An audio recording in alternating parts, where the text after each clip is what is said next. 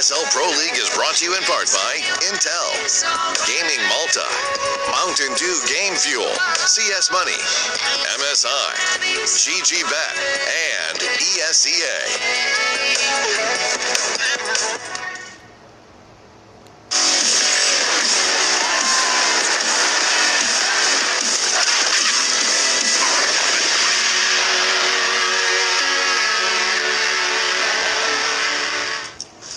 Welcome back, ladies and gentlemen, to the Pro League. Welcome to our final match of the OCE qualifier.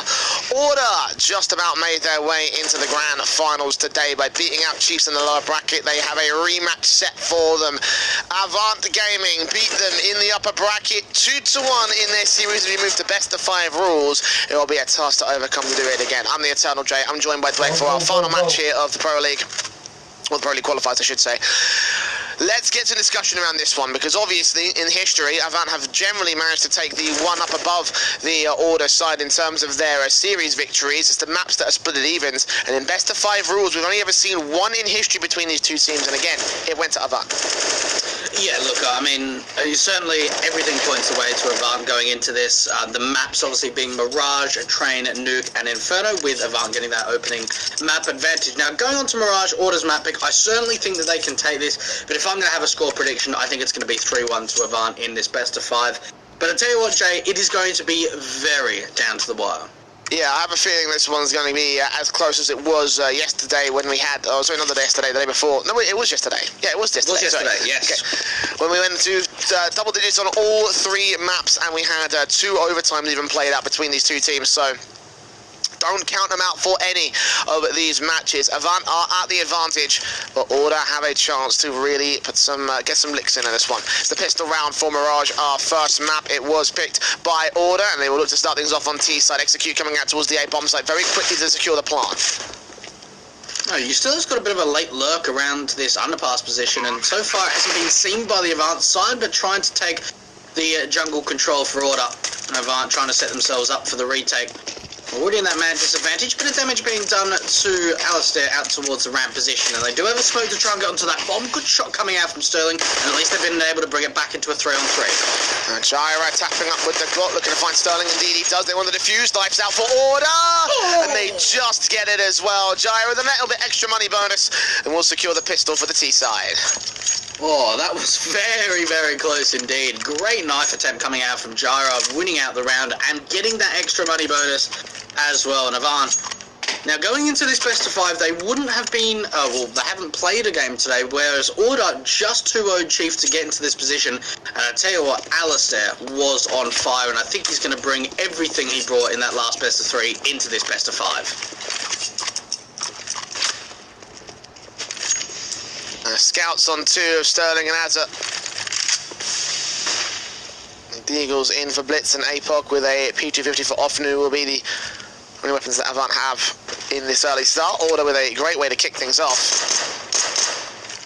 AKs, Galils, of course, to buy back from this T side. Plenty of money for Gyros, of course, who can't afford that AK and full set of utility, so early plays out for the Order squad, trying to see if they can find an opening pick. But so far, Avant are not tasting too far forward. No, this is very passive coming out from Avant, allowing a lot of map control to come through from mid for Order.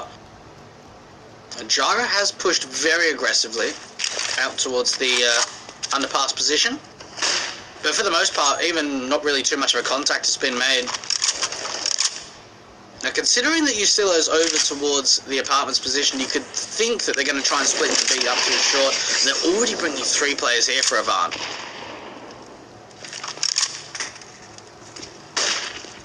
Order out here, the flashes coming through towards the short position. 3 players stacked up, of course, for Avant here on the B bomb site. The Deagles and pistols of other such varieties will take down APOC first. Around the corner, Deagle in for Blitz, goes falling, often with the P250 up here towards the balcony, can't really find an opportunity to strike, does take down Valiant, so I don't know the bomb plant, no, Sterling's another swing as a result of his distraction though, so a 3-on-2 advantage favourable to Order, damage potential coming in from the CT forces. Oh, but they've got the backstab play, and all they need to do is just try and buy out as much time as possible. Sterling's going to be the last one left. Oh, what a shot from Alistair. And it's good to see that he's still coming alive like he was in that last best of 3. That was beautiful, absolutely beautiful headshots coming in from the man. And to continue his shooting accuracy would be a play and a half for the Order squad to take overall. 2-0 for the T's. And the eco will come through for Avant, easy for the anti. The full investment across the rest of the T-side board. 4 AKs total with Galil as well for Valiance. Utility plays across the entire T-side for the moment. Order out towards the mid-control for the moment. Avant stacking towards A though. Not much will be seen early on. And just a gamble stack. Not really too much Avant can really work with going into round number 3. And just a couple of upgrades, both the HE and the P250. And Order, even in that last round, great conversion on the anti-eco. Ooh, a bit of a misnade coming out from Jara. A little bit early on, but at least they're able to not be forced up with too much of information being seen, considering, well, no one's really looking out towards mid on the city side. And splitting into this B-bomb side again would just be the perfect read for Order. Going through from the USPs out here towards the short position, hoping to catch off a decent headshot or tag or some sort of kill with luck. Galil for Valiance will enter towards short and they'll realise the B site's basically open here. Backstab's coming in from the CT side as well, back over to the T spawn. A little bit of damage being taken by both sides. The bomb plant should be secured and Avant shouldn't be able to do much from here. Should be able to easily pick up a third for the Order squad. Maybe some exit frags. I mean, that backstab still is in play from the P250, but has opts to back off a little bit, so not much resistance thrown up by the CTs. Ooh, that's a chance of actually being able to get a rifle from Jara. Avant can get away with an AK, but they need to try and hold on to it. For Order, it can be very important to make sure that they don't keep their hands on that rifle. Oh, okay, this is certainly some damage. This is going to be so many rifles recovered. There's only 2 players left. This is fantastic from Avant. Valiance and Ustilo, last 2 players. I mean, flashbang's over. AKs. As you mentioned, 3 AKs, making it 4. Actually, the Galil will actually drop, but Ustilo, the only player to survive for Order. Avant will be able to turn the situation around and find their way in with some free AKs, free buy-ups. No need to invest onto 3 players. The M4s will come out for the other 2. No AWP here for the first rifle round, but regardless, the CTs have quite the firepower base. Actually, they do have an AWP for this one here. I don't know why they built the second and 4. Probably a bit of a misbuy there from Hazard. Yeah, no, that certainly is. That's at least going to target the economy. A bit of a misbuy, but going into the first rifle round of the game, round number 4, Order looking to be able to convert their 4-0 lead. Whereas for Avant, being able to have 3 AKs on the playing field is a fantastic position to be in. It was a bit surprising as well that Order actually tried to exit out through short, trying to fight those USPs and took the brunt of the damage for it. Very passive T-side coming out for the first gun round. Mid-control pretty much being established on every round so far from Order. Yeah, easy enough. Very little resistance being thrown up by Avant, so you know it makes a little bit of sense. The M4s, even in this case, will not really take too much aggression out. CT is just playing back over to the mid position. 2 players on the site, connected control, and a Molotov forces out the first kill for the Order side. Hazard out from the sandwich position, taken out on the AK-47 here. 40 seconds still left to the hit. The AWP of Sterling wraps around. Blitz does get 1 kill from Gyro in the midst of the smoke. Orp scope in, does land a wallbang on towards Ricky. Next looks back in for E a little bit more. The sprays through from the AKs and the CTs do come up good. We still have catching off Blitz however for a 2K, looking on for his 3rd. A box shuts it down. The Valiance sneaks in the bomb plant. It sneaks in no more. 2K for a box. And Avant will take the opening round of the CT side. And Order are at least going to be able to get the bomb down. And what they try and do there is split into that A bombs, like 3 players coming up from top con and 2 out from ramp. A really nice hold coming out from Sterling with that AWP to find the first contact. And Ustilo trying to bring it back with 3 kills in the round, but in the end it just was not enough, and those AKs certainly made the difference being on the retake. It's going to be a forced buy investment coming through from Order, meaning that Ricky will be on that UMP. Alistair on the Deagle. Tech 9 and a Mach 10 and just a single AK for Ustilo. So all in all, not the best of buys coming out from Order. And they're trying to just completely reset the economy and get the momentum back in their favour. Nades up, smokes down, incendiaries from APOC. I'm getting out of the apartments for the moment. The nade is standing by.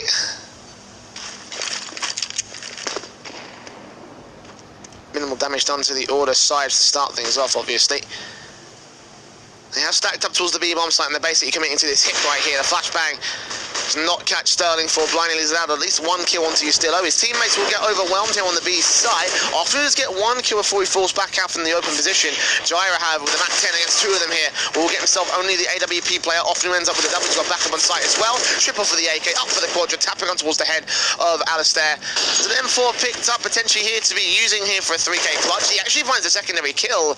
And now all against Blitz in a 1 versus 1. The M4 on a backstab coming in from the apartments. Alistair has no information on this. When will he get it? He'll check out after he's pixels away from seeing the man. And out towards Market, might consider a hit towards A. And actually might not be a bad play at all. There is a bit of a pixel line angle for Blitz. So as soon as Alistair crosses that Market window, he will be seen by Blitz just in the left corner of his screen. But the thing is, they have no idea where Blitz was, and he went out through underpass to the apps position.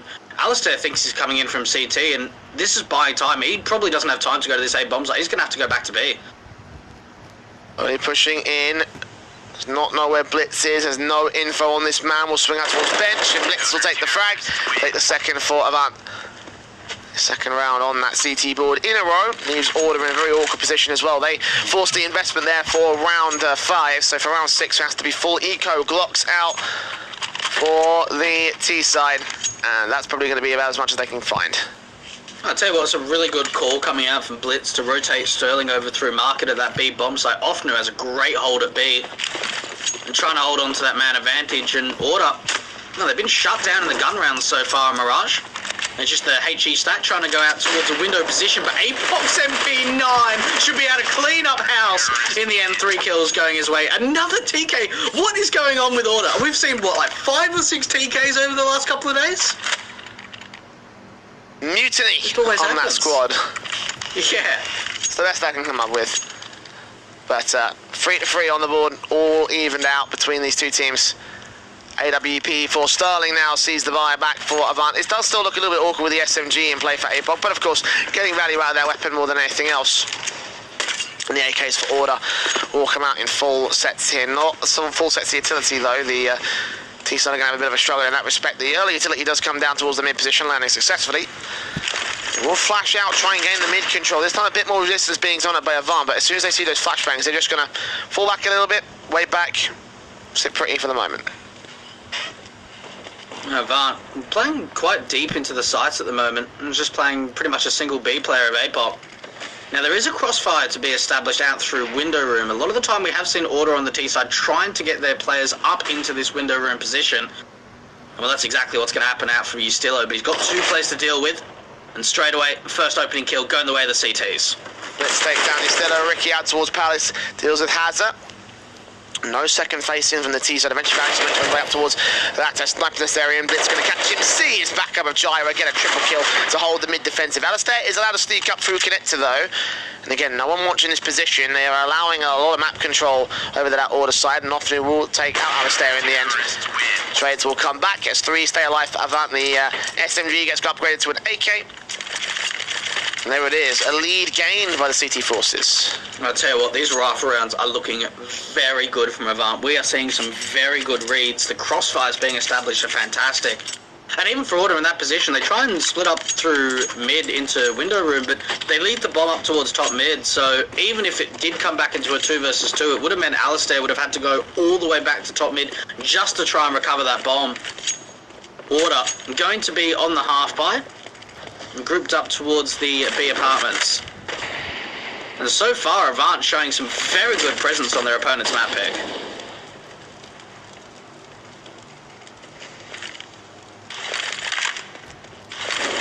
Order have been pushed back down to Deagles and Tech 9s across this T-side board. Nades on as standard as the CT forces just suppress the mid control. Again, from short in particular is where the most passive position will come through. And Blitz will find Ricky for one good frag, but only one good frag at this moment. Alistair always just been seen from A-bomb. Great line to try and be crossed with Ofdo. They're going to try and bring the bomb over to the A-bomb site for the T side. Still leaving Hazard and Blitz here for Avant.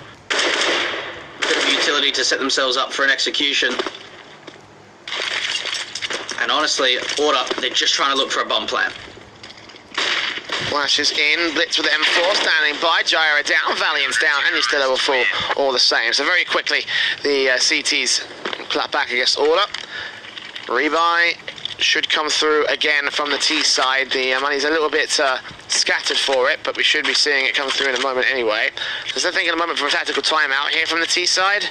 Yeah, okay, there it is. They're going to come through eventually from the coach call. We'll see how Order want to play things out from here. And this could be a good opportunity for Order just to kind of rethink things over, because so far they've just been shut down on these rifle rounds. And they've taken a lot of mid control. That's certainly been a great positive for them, but it's the mid round where they seem to struggle. And they need to probably utilise Alistair a little bit better, because he's certainly struggled to find some opening picks on the T side of Mirage. That certainly was not the case in the earlier best of 3. Maybe even just trying to get for some early presence, some early map control over towards A or B, just to see if you could find an opening pick. Try and get an advantage to work with. This is 5 rounds in a row now for Avant, and their economy is starting to build, especially on Sterling, APOC and Ofnu. I mean, even despite Alistair not having the best of starts here on this map, you can still not deny the fact that his map control has been, pretty aggressive against the Avant squad. Has limited them a couple of times, got some good flanks in, but no room for flanks here on this setup. Order straight up for the A site set piece. And the two CTs that were defending are going to push for aggression. They're going to hear this utility coming out, full call it in, like, yeah, there's a lot of players here, guys. It's a full-blown execute coming out from the Order side. They should get a bomb plant. What more can the CTs find on rotation or return?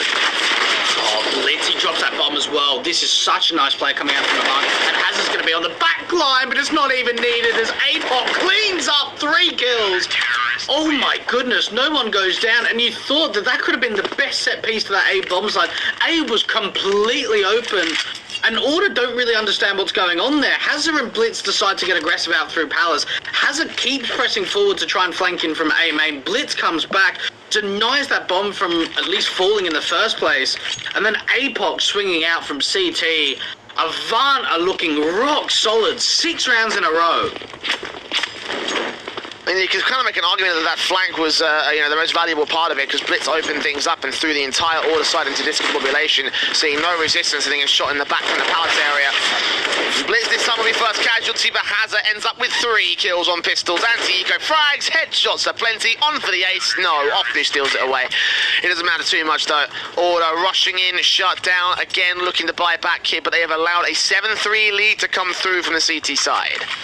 Now the pressure's building. The pressure is right back on Order. This is their map pick. They're already down a map from the default for Avant. And the worst thing you want to be doing to yourselves in a best of 5 is being down 0-2. So the pressure is certainly on the back of Order to try and get a start going. This could be an aggressive mid-face actually coming out from Avant, trying to take some control. Order back to the passive stance. At least they have a bit of presence over towards this B bomb site from Ustilla. AWP back out for Alistair as well. A nade on Ustilla will tag him for a little bit of HP.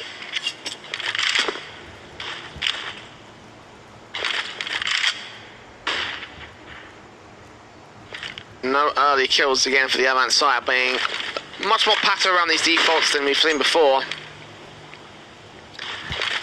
For the moment, Order can just take that mid control. Again, very unresisted here. Blitz in the edge of the smoke and the sniper's nest. Conceding that mid control, but we'll try and look for a frag back as they make their way up towards bottom mid. No one's got the bomb again. You look at how far all of the players are from Order around this bomb. It has to be Ricky to try and pick it up. They're going to try and split into A, but Ricky needs to try and pick up the bomb. This is just going to waste time at this point.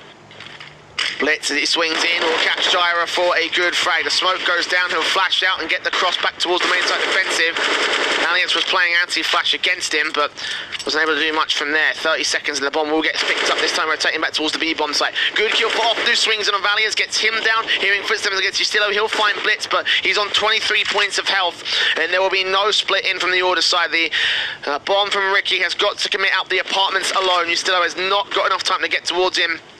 And Ricky, some Molotov on towards site, flashbang, bouncing off the window, second one on towards site as well. And Offnu ready, playing against him, takes him down. That's Justillo saving the weapon. 8-3, and the time waste really affects the Order side. They couldn't get the hit formulated well enough.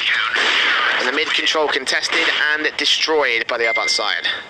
Oh my goodness, this is looking awful now for Order. Considering the fact they got an AK up for Justillo, that makes even the economy line bad in terms of the team respect. 8 rounds in a row from Avant, and the most difficult thing the Order are facing at the moment is how many AKs are up for Avant that are consistently finding kills. They're keeping them in play, Avant. Now, if I look, Jay, the last 4 rounds has been 4 or more players staying alive. I mean, we've even got APOC nearly at 16k. 1 bomb plant in the last 8 rounds for Order on their own map pick. A second tactical, something has got to change. Maybe go back to the set piece at the A bomb site. I mean, I don't know, man. Like, here's the thing. Like, you know, if you want to go for the set piece, remember how quickly Avant shut that down. Like, if you're Order, you're thinking about all these things. Like, hey, what do we have left in the playbook we haven't tried out so far? And I guess that's partially what the tactical was probably about. But another factor to consider is the fact that, you know, they pushed in towards Palace in a very, very aggressive sort of line, which I guess Order weren't prepared for. I don't think many people can be prepared for such a sheer amount of aggression coming in from the CT forces. You can see them out of the gate in towards the mid position, the smokes, the flashbangs coming in from Alistair will set up his teammates to get up towards that mid control. Only 1 player in the ladder room at this moment in time. Gyro could be on to take down the likes of Sterling, but he had to be put for that position. And now Palace control contested by Blitz. And that was a little bit of information, at least going the way of Blitz. Offnu takes down Gyro, and again they seal that opening man advantage. 2 players over towards this A bomb site once again, of both Blitz and Hazard being the anchors. And Sterling can be on a quick rotate out from mid with that AWP, and trying to make his way into that CT spawn. And this is going to be a split into the A bomb site once again. Alistair with a late lurk that could potentially come up through connector. And they're setting themselves up for the A-take. Oh, smoke dissipates and Hazard's going to get spotted by the AK. Flashbang from Justillo now leaves it all on Sterling in the back line here. 4 on 4. Just nade him back over the position here, and the T side can gain site control. It all comes down to the bomb plant position and timing for the retake. Blitz is spotted out by Valiant, however. Picks it back to a 4 on 3. We're starting on 3 HP as well. Order with an unlikely advantage, although the aggression from Valiant and Justillo is going to be heard out. They should be able to try and counteract it. Justillo on site, spray through, does not come out. Sterling lands on Ricky. Justillo goes falling to Offnu. A pop will go falling back towards Trade, so a 2 on 2 with connected control for the Order squad, and they have full vision on towards the bomb itself. Oh, and they've got a molly of Valiance. No smoke up for Avant. And that molly going straight onto the bomb out through connector, and it's all down to Alistair. We've seen what he's been able to do in the past, turning it into a 1 versus 1, and this is vital for the survival of Order on their map pick. Offnu, he's taking so much time to try and aggress, and Alistair knows exactly what's going on. Offnu might even just try and stick the bomb. He taps it, Alistair baits out the shot, and there surely has to be a 4th round now up for Order. Alistair does go down, but it is going to be the round going to the T's. And I tell you what, that was down to the wire. Yeah, very, very close there from Avant, but lucky Tilly really hurt them there. I think if the Molotov had come out and the smoke went down, they could have gone for a full ninja. Held their hand at the defuse once again. I mean, I've seen plenty of great ninjas from mostly from the Order side, so nice to put a bit of their own medicine being given to them, but Not to be for the CTs, however, they do have a rebuy back, and considering the damage done to Order, actually Avant do have the better buy. Fast utility coming in, flashes over, it's out from Palace. Hazard's going to hear all of these footsteps. Sterling first to fall, Ricky turns on towards Hazard. Hazard does get the trade back, and a spray from Mustillo can find Blitz in the midst of the smoke, so 4-on-2 with the rush tactics working well for the T side. That was so fast coming out from Order. One of the fastest rounds we've seen from them pretty much this entire qualifier. And they set themselves up for both the jungle and stair smoke, just rushed straight into that A bomb site. And Avant not ready for it at all. And this honestly looks like Order are finally going to be able to take control of the scenario, especially with 4 players staying alive and building a bit of confidence on their side. Building a money line, trying to wear down Avant's money line. Obviously, they've still got plenty of buyers left in them. I mean, I think they can buy for the next round as well. Yeah. So the money line coming up good for the CTs. AWP on Sterling. Can't afford the double orb setup, unfortunately, but that's fine. That's no worries. And money should be good enough for another single orb setup in the next round. The AWPs, the AK is coming in for Order. M4s across the board for Avant, with the exception of Sterling on the AWP, ready for the first contact towards short. Sees 2, takes 1. Gyra falls back as well. And the extension from Hazard can catch off the bomb planter. That is going to be a massive pickup in this round. What a change-up coming out from Avant. Rather than just playing passive on the sides, they try and take the issue, try and force the fight. Ricky has given away his position, but does end up taking both Sterling and Hazard down and turning it back onto a 3-on-3. This is still very doable now for Order. But look at APOC. He's so pushed us so far aggressively. You talk about forcing the issue. I think Ricky did just that. Alistair with his AWP does not see the player out of the apartments, but APOC overextends. He gets punished for his aggression. Now Ricky will wrap back over, expecting there to be players somewhere out here towards ramp. The AWP has checked position. Hasn't seen anybody just yet. I mean, they're still camping the bomb here. Blitz has full vision onto it. Check out the corners, shoulder bait it. And Gyro's going to see this man, realise that he's still somewhere around this ramp position. He's still somewhere to be seen. As Alistair isolates off, New takes out a 2K. It's going to be left all on Blitz now for the 1 versus 3. 40 seconds through the clock. He's got to stay alive. Molotovs will try pressure him, outburn him a little bit. 62 HP. Flash is coming in. Going to try blind this man off. Gyro going to keep peeking from the back of ramp and take him down in the end. So, good effort there from Avant, but they're letting the trades go through for the Order squad. And what happens there from Avant, they get into a bit of an awkward position, so they press the issue pretty much immediately out from A ramp. They get that 5-on-3 from Sterling as well. And, well, they just feel as if they want to try and keep fighting, considering that Ricky brings it back into a 3-on-3. And for Avant, if they just would have played a little bit more passive on the sites after aggressing for the first part, they certainly would have been in a better position. Order were just ready for that aggression. And I'll tell you what, they've actually been able to bring this back. Aggression to come up from mid. So much presence coming out for the CT side, but the trade kills are going the way of the Ts. Ricky's been stepping up at this A-bomb site. Yeah, Blitz down or in. Hazard out in the mid position as well. So Order looking real confident in our last round of the half, and all in all just managing to find a great comeback against Avant, who had such a stellar scoreline about halfway through the first half here. I mean, at one point it was 8-3, brought 4 rounds back to an 8-7. So again, Order holding contention in their map pick and moving over to their CT side next. That is positive reinforcement, I feel like, for this squad. It certainly is, and it's a great recovery because Order were in a world of trouble at one point. And those 4 rounds in a row is going to lift the pressure off a little bit. Avant can certainly be happy with that first half, considering that they lost the pistol round. And to be able to get that many streaks of rounds in a row and really, I suppose, sediment themselves a Mirage, they'll be happy. Certainly be happy. But you're right, Jay. Going into the second half on the city side of Order, this is the chance for Alistair to really come alive. We saw some nice shots with the AWP. Only got 9 kills in that first half. But this is the chance for him to really start to frag out. Opportunity knocks. Order will have to take it.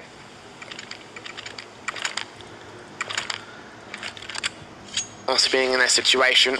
Nice to win their first map pick of this series, so...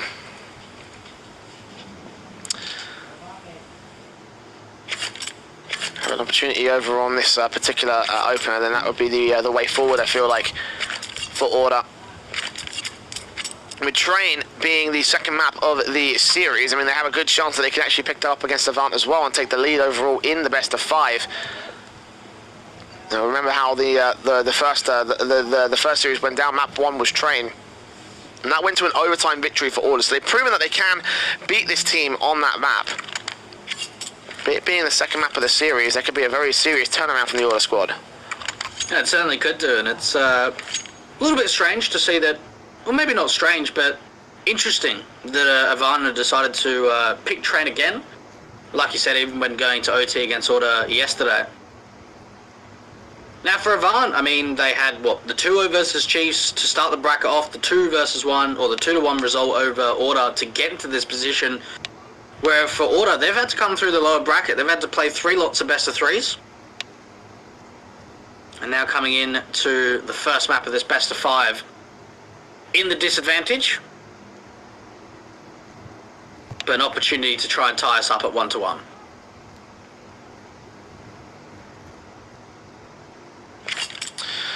As the second half gets ready to go with our pistol, Avant do have themselves the utility on APOC and on OFNU. Double flash defuse for Valiance and a flash incendiary for Ricky. So they've got a bit of a plan here for Order. They're going to try and potentially to delay some rushes, delay some executions from the T side. 3 flashes, 2 smokes and a HE between APOC and OFNU over on the advanced setup. This does look like it's going to be a pistol execution setup as well. But here we go. Pistol on our second half of our first map. Avant do have a lead, but only a 1-round advantage.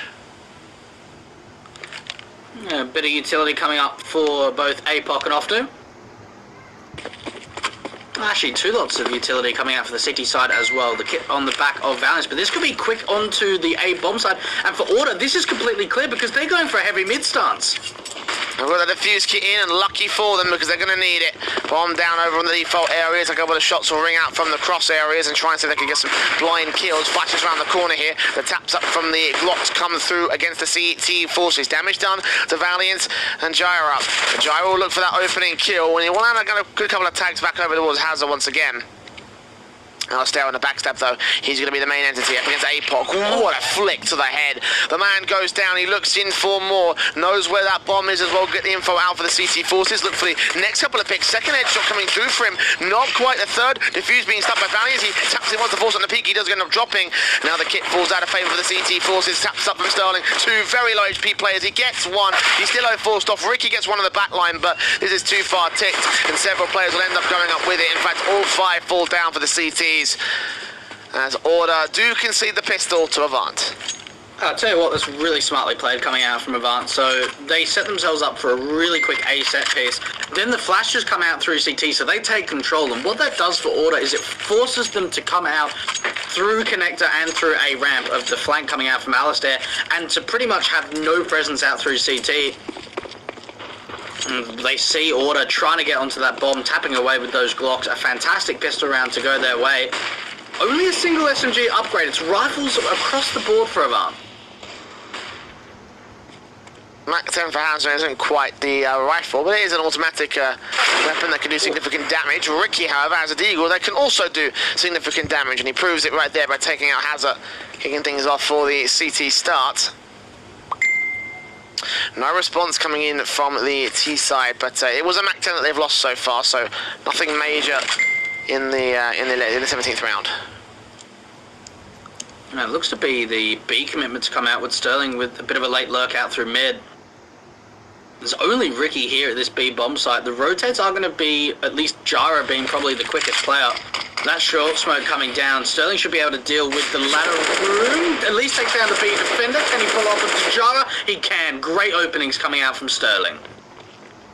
4-on-3 situation. The teams will make their way in. Deagle's up. Alistair buttoning up his way on towards the entrances, but after he's not having any of that, will take him down very quickly. Shut down the shenanigans. And Deagle back from Valiance will not be able to land on the next contact. So backed up for a 10th on the T side board. An Order. An eco to come through, so these Deagle head Kevlar setups will be pretty valuable to them going into the next. It certainly will be. but for Avant, it is going to be the 10th round. And at least they know, considering they're up against a force buy, that well, they won't really be up against too much more in the following. And Valiant and Ustilo will be able to hold on to Deagle's upgrades with the armor. 10-7. Avant, this is a very good start to the second half. And Order, they're going to be looking straight for that round number 19 gun round. And that's all important to try and get this momentum back in their favour. They're going to need it as well. Now, the last time these two teams played against each other in a best of 5, Mirage was one of the maps that was picked.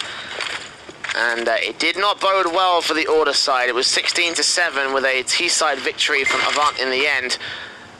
So right now they are on track to repeat the same sort of results, especially with the eco coming in from Order. The first Eagle already falls. She's still taken out of play. Valiant is also there, trying to check out Palace and Ramp. He can isolate one of these picks here, but the trade should come in pretty quickly from Hazard. Indeed it does. And now A site's open. Molotov's down towards Sandwich, ensuring that no one will be lurking in the midst of an awkward position. Bomb plant, to control can still be seized here by the CTs, but Alistair will not connect onto it, so 4v3, actually 3v3, double dink down from the USP. Alistair and Ricky getting a couple of picks back, so again, damage being done to the Avant side. The AK's been taken out. If they can save one of these, this will be a pretty decent pickup for Order, and yeah, Ricky's just getting out of there.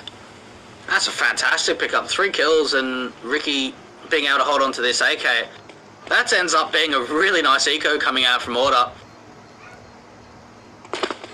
And considering that they only had just a single player at that A bomb site, ended up having some nice kills on the retake. I'm trying to limit the economy for Avant as well, considering the fact that they've got now a 3-0 lead. Only 2 players staying alive does not mean that it's just going to be absolutely balling. And that AK could certainly have a fair bit of impact going into the first round of the second half. No, okay, here we go. AWP up for Alistair. And this is his chance because there's no AWP up for Avant. Want to step up and shine a little bit here. He's currently second highest fragger on the board for Order. Again, he relies on his shooting if he does come into play. For now, there's going to be another far tick coming out from the Avant side. Ustilo is ready for it this time, though. Valiant will fall. Ustilo gets 2 out of there. Swings in with his AWP. Gyro gets APOC as well. Blitz will respond, but it's a 1 versus 3 for him. And Avant looking like they're going to get shut down by Order. They take 8 on the CT side. Oh, what a gun round coming out from Order. And for Avant, they just try and run out to that A bomb site. A very quick commitment to A indeed. And for Order, rotating that AWP in from Alistair out through mid as quickly as they can. Nice crossfires being established. And for Avant, I mean, they were a little bit surprised about that they weren't able to find too many of the trade kills on the entry. They will force the reinvestment to come through, even without getting a bomb plant in the last. Heavy mid control, something that Order did a fair bit in that first half. Alistair, the opener. Blitz will turn it back against him, though. Avant forcing back with their rifles, going to try and get some sort of advantage out here. They have lost that opening pick, but again, 1-for-1 trade as they drop the AWP of the CT side, and they catch Ricky getting aggressive out in the apartments. He'll only see the 1 player, no bomb information or setup information. Rotate one of the M4s back over to position on the B bomb site. He's still looking for 1 player out towards mid. Will shut down Blitz as often falls to the hands of Gyro, so suddenly the advantage shifts back to the favour of Order here. And Ustilo's coming in on a flank. He's coming out from underpass. The trade needs to come out, but Gyro still stays alive, and it's all down to APOC. 1 versus 3. Now he knows exactly where Gyro is, does take him down, and he's trying to read onto the market player of Valiance. But Ustilo, he could be quick on this flank. APOC. Clutch to make happen here. 2 more players to find in his 1-on-3. He's isolated that first frag, and now he's isolated the next 2. The bomb is on his back, making his way in from Market. Valiant is right around this corner, turning away, but not quite able to turn away all the way. He turns back, get that final frag. And Order started once again on the CT side, still within 2 of that lead. A great recovery coming out from Order. This is 2 gun rounds in a row where they haven't even allowed Avant to get a bomb down. And it comes off the back of Alistair once again with that AWP. Yes, he got instantly traded in that 4-on-4. But they're looking for Ali to find that opening kill, to find that advantage to work with. And, well, this is just going to be a pretty harsh eco to come out. Blitz has got the bomb, and well, considering that they're already starting to take top mid, this is going to be over pretty quickly. Molotov out to the underpass. Ricky going to be lining them up, so a very easy round going the way of Order. Not a single kill going the way of Avant. 10 rounds in double digits now for the CT side.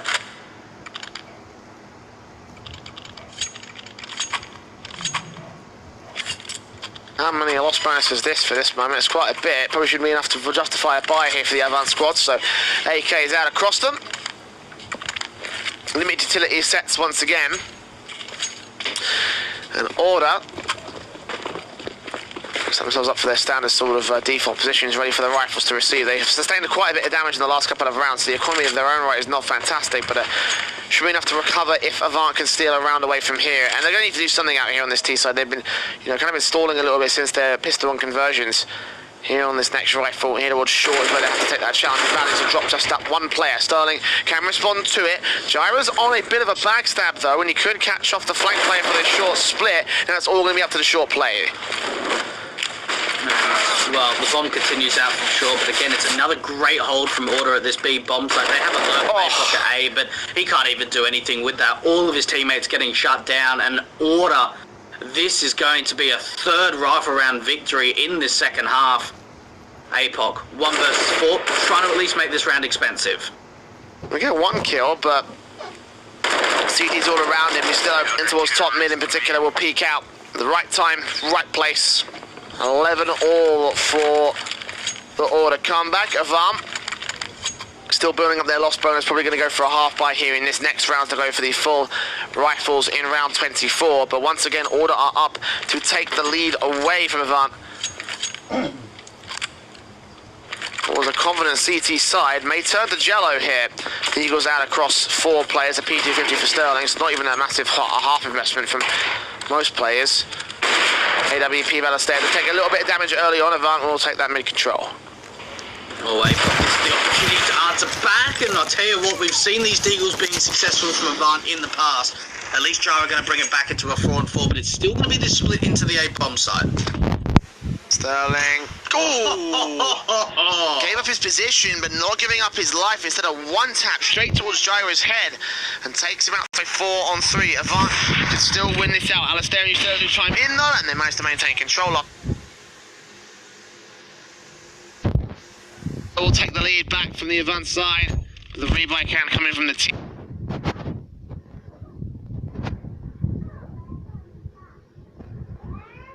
Stop in time.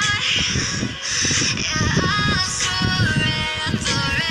Hold tight, chemicals collide. Hold tight, hold tight. Dripping lights paint the skies, all because of you. Dripping lights paint the skies, only can make me move. You can make me move. Can make me move. Can make me move. You can make me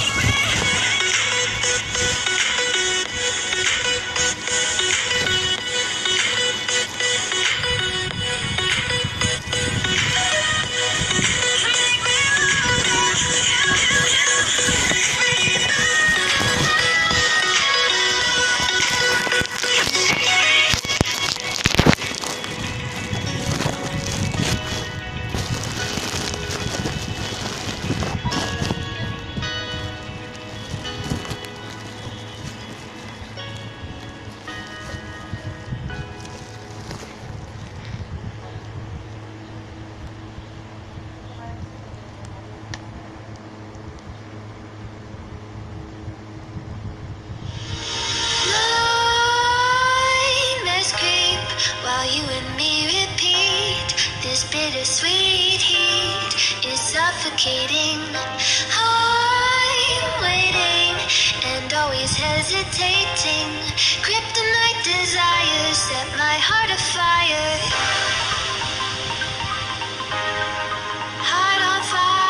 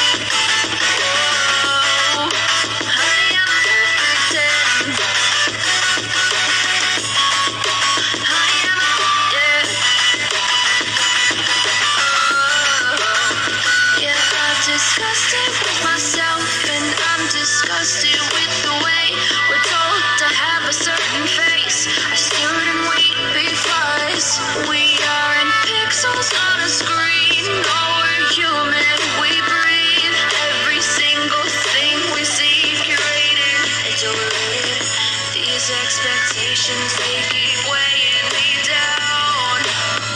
My heart is begging me to get the hell out of my head.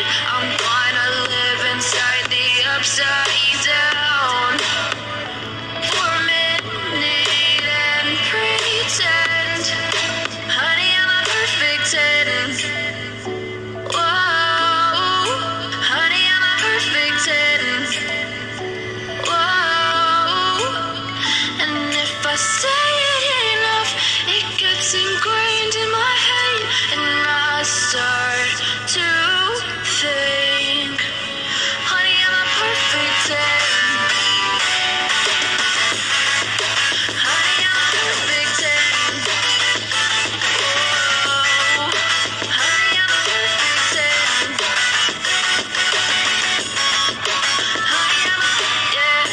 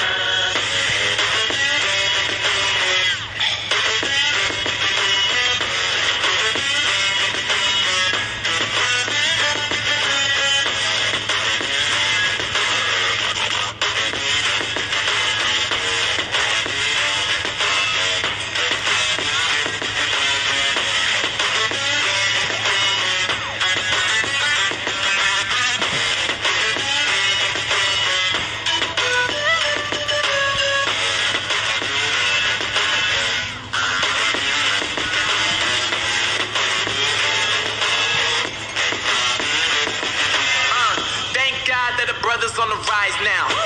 Endless celebrations all in my house. Levitating now, I'm super duper fly now. London boy, but they see where I reside now. Put the time in while you always yelling time out. And to quit it, cause I know I'm coming with it. You were sitting, you were wishing I was handling my business. Now I got the ball like Harry Potter playing Quidditch. And my business is humongous, you would think that happens in there. Oh man, I'm all that, yeah, I'm all that. Working for that whip, yeah, that what you call that. I'ma blow up in the summer, have him yelling fall back. And I've always been ahead like an effing ball cap. Man, I came in the game like, whoa. Got a couple chains on me cause I like gold. They told me I'm the best and I told them I know. Cause when I'm in your town, every ticket I sold. Yeah, they saying I'm the man. Facts, bro. Lot of haters, tell me where they at though. I'm the new pop, all I do is rap though. Want me on your song, throw a couple stacks, yo. Woo! Everybody wanna do the same thing, yo. That's why we ain't on the same page. Do my own thing and I maintain. Flow like water, so I'm going mainstream. I'm going mainstream. Flow like water, so I'm going mainstream.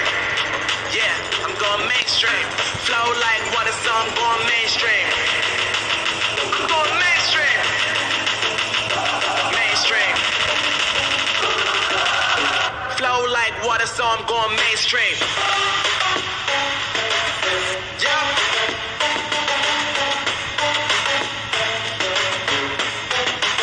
I'm going mainstream. Damn. Flow like water, so I'm going mainstream. Woo!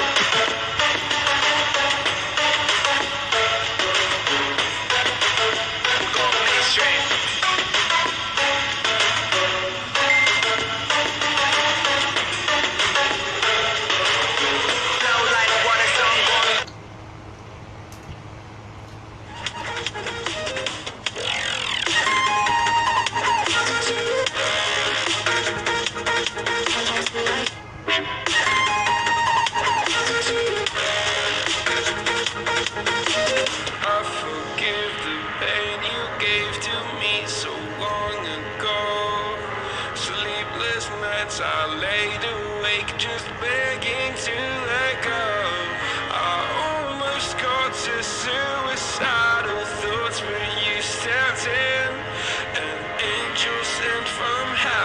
showed me how to live again. Now I'm falling, and I can't see the ground. Can we stop this gravity? It keeps bringing me down.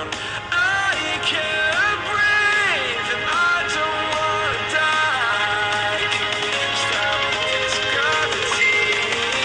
'Cause I don't wanna say goodbye.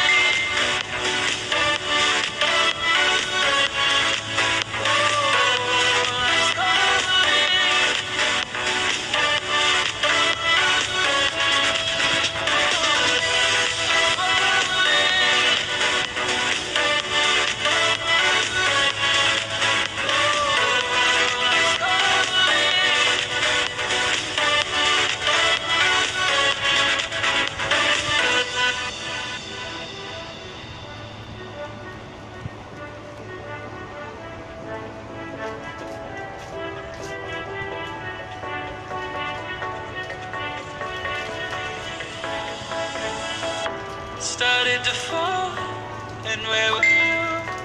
How could I know you were falling? So grabbing the wind, cutting my skin, but it's hard because I'm falling. Tell me why I'm falling. Oh, life's calling, but it's hard because I'm falling.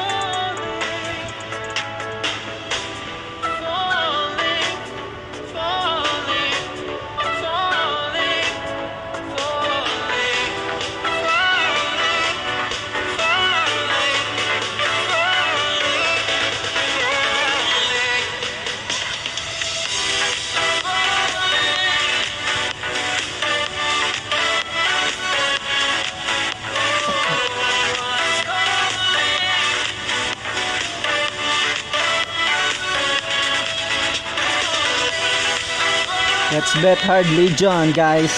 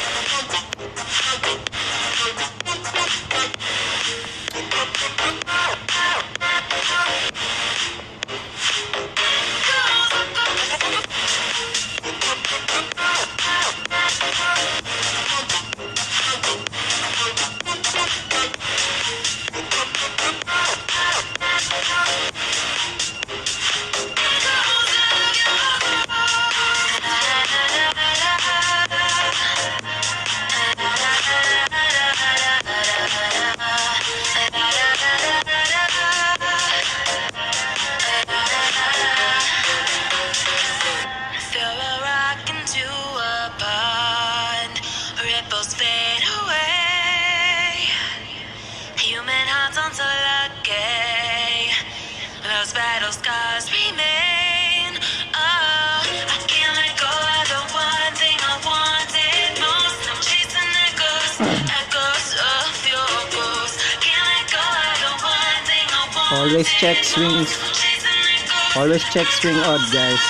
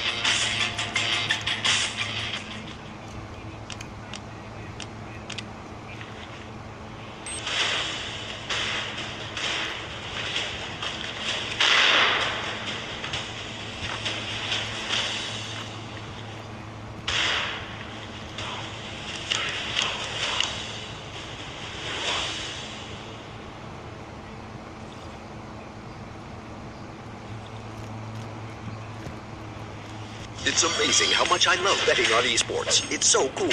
What's even better is when I can use Cash Out. Wait, you didn't know about Cash Out? Cash Out is when you can get your stake back even when your bet is going against you. Just one hit and your money is safe. So go to Loot.bet to cash out now.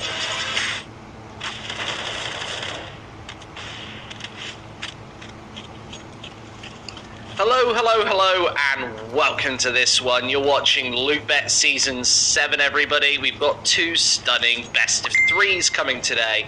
Of course, starting with AGF versus Hard Legion. We're not done there. We've got Hellraisers versus Fate coming up in about 3 hours' time, but we've got to dig our teeth into this monster of a series first between these two teams.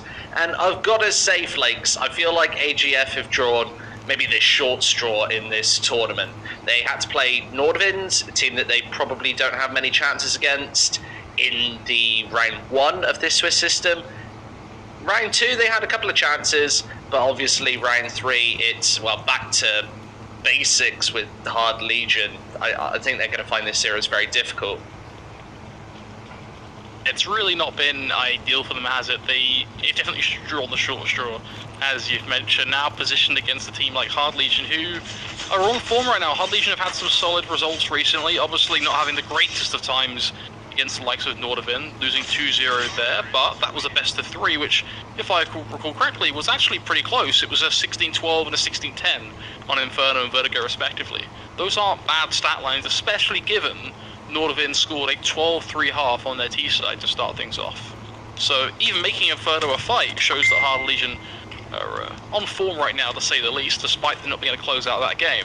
They've also took some good wins, though. They took a map off Illumina, they were able to take a map off Complexity. So definitely showing up currently. In comparison, this AGF lineup have pretty much struggled across the board against any real notable team. They've done well against a few of their Danish counterparts, taking down Ambush, taking down Sigma, but against any real opposition, like the likes of Hellraisers or Apex, it's been a downhill affair. So suffice to say, a worrying situation for the AGF side, and I think the odds reflect that too. Of course, our partners at Loot.bet have brought us some numbers for this game, and last time I saw them, they were 2.9 to 1.37. That is pretty brutal, favouring Hard Legion, of course, quite significantly. Yeah, massively one-sided in terms of the numbers, and I think that's just down to how consistent Hard Legion almost always are. It's surprising that they're in this 1-to-1 bracket nevertheless. Obviously, not getting through is one of those first teams over to playoffs. However, we cut and slice it. They're going to have to play a 4th round matchup. Maybe not expecting that with this team as one of the top rosters in this whole tournament. Nevertheless, let's get into the action. We start with this pistol round. Netric, he's picking up the utility on this CT side, whereas Hard Legion going for full Kevlar, a bulldozer effect perhaps, towards one of these bomb sites. And you see Froslev just trying to get that initial information towards second mid. I don't think he spotted anything there. He definitely didn't take or receive any shots. Unlike TMB, who absolutely rails that one. And that's a great start.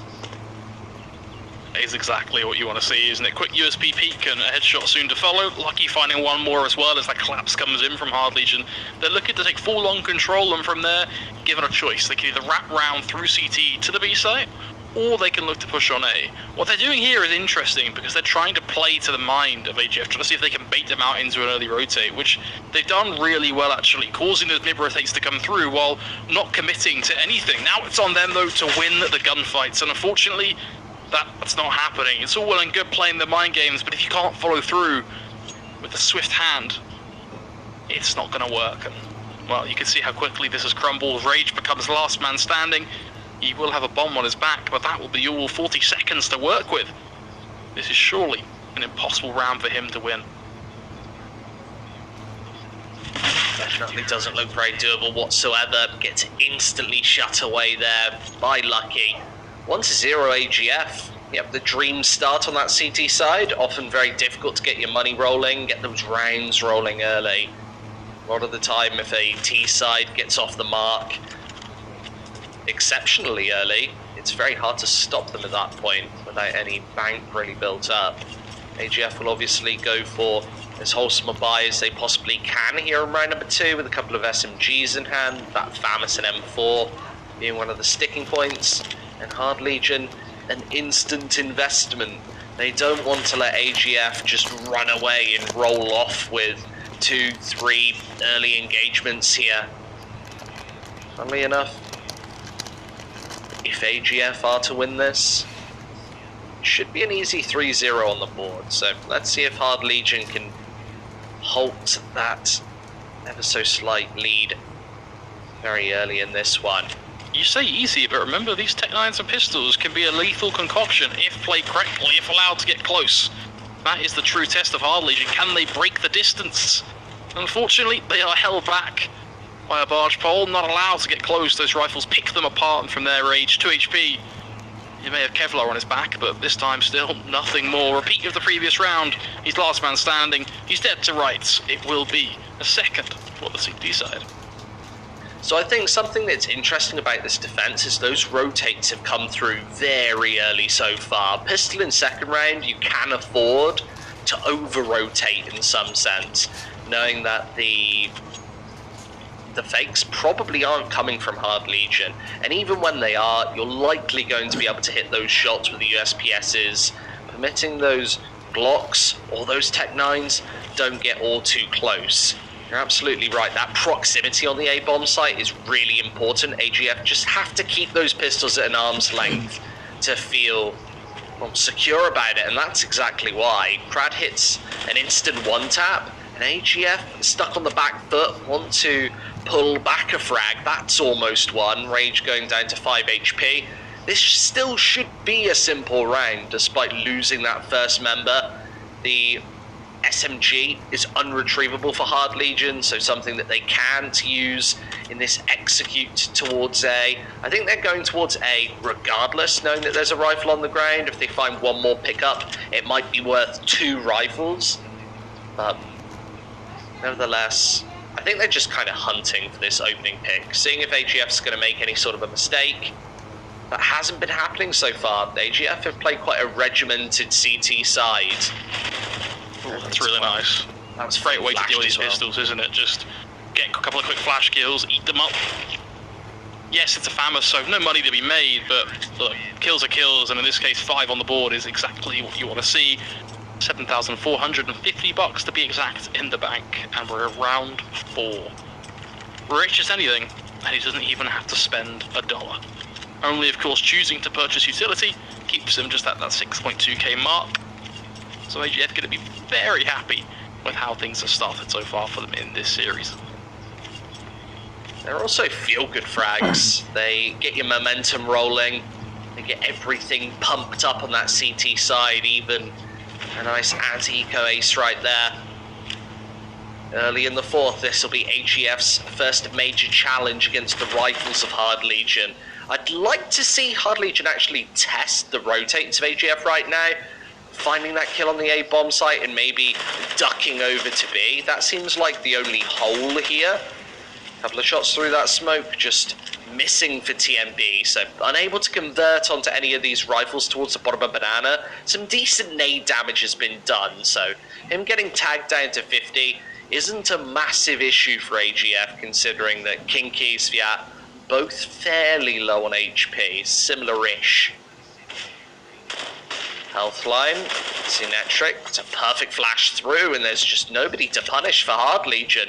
It gets traded up and through, but yeah, Hard Legion again have to play from a member down, and this might be the first time that they decide to test towards this B bomb site, not ridding the server of that AK-47.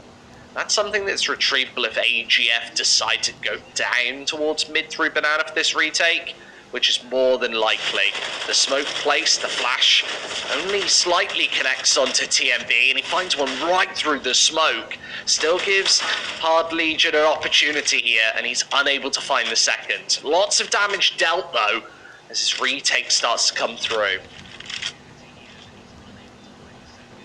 Already not the greatest of starts. Losing that first player means only 2 players now remain to try and pull this one off. A great high flash will leave them blind, but only for a moment's notice. And unfortunately, they didn't choose to strike then. Clearly looking to approach this round a bit like the Cobra, slow, steady, stalking their prey.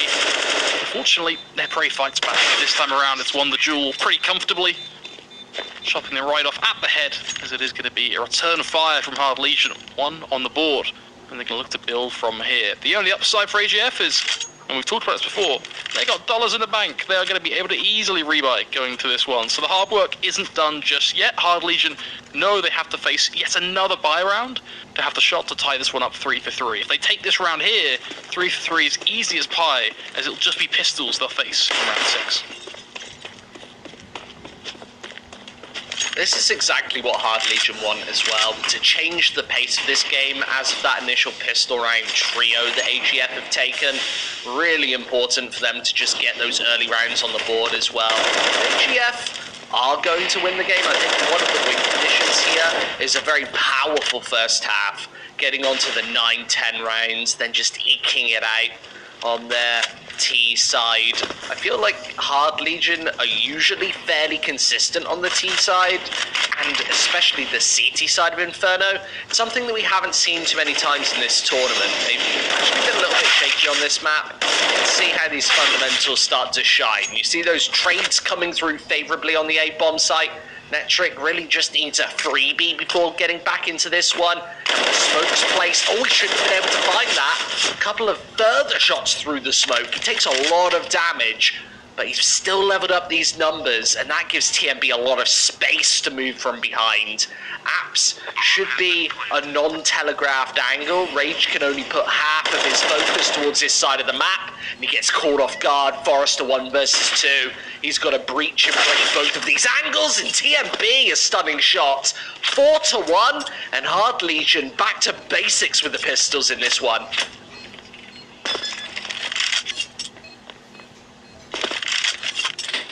This is huge from AGF. I mean, they've appeared as a team who I mean, to be frank, I think some people went into this series expecting 16-5s both maps and this would be over and done with. But what a start we've seen from them. They are here to play, fighting for their tournament life, and what a start it is. 4-1, and they keep on rolling, denying Hard Legion that quick reset, and ultimately denying them the ability to tie this up 3 for 3. Instead, they've got a gap of 3, and they're continuing to build from there.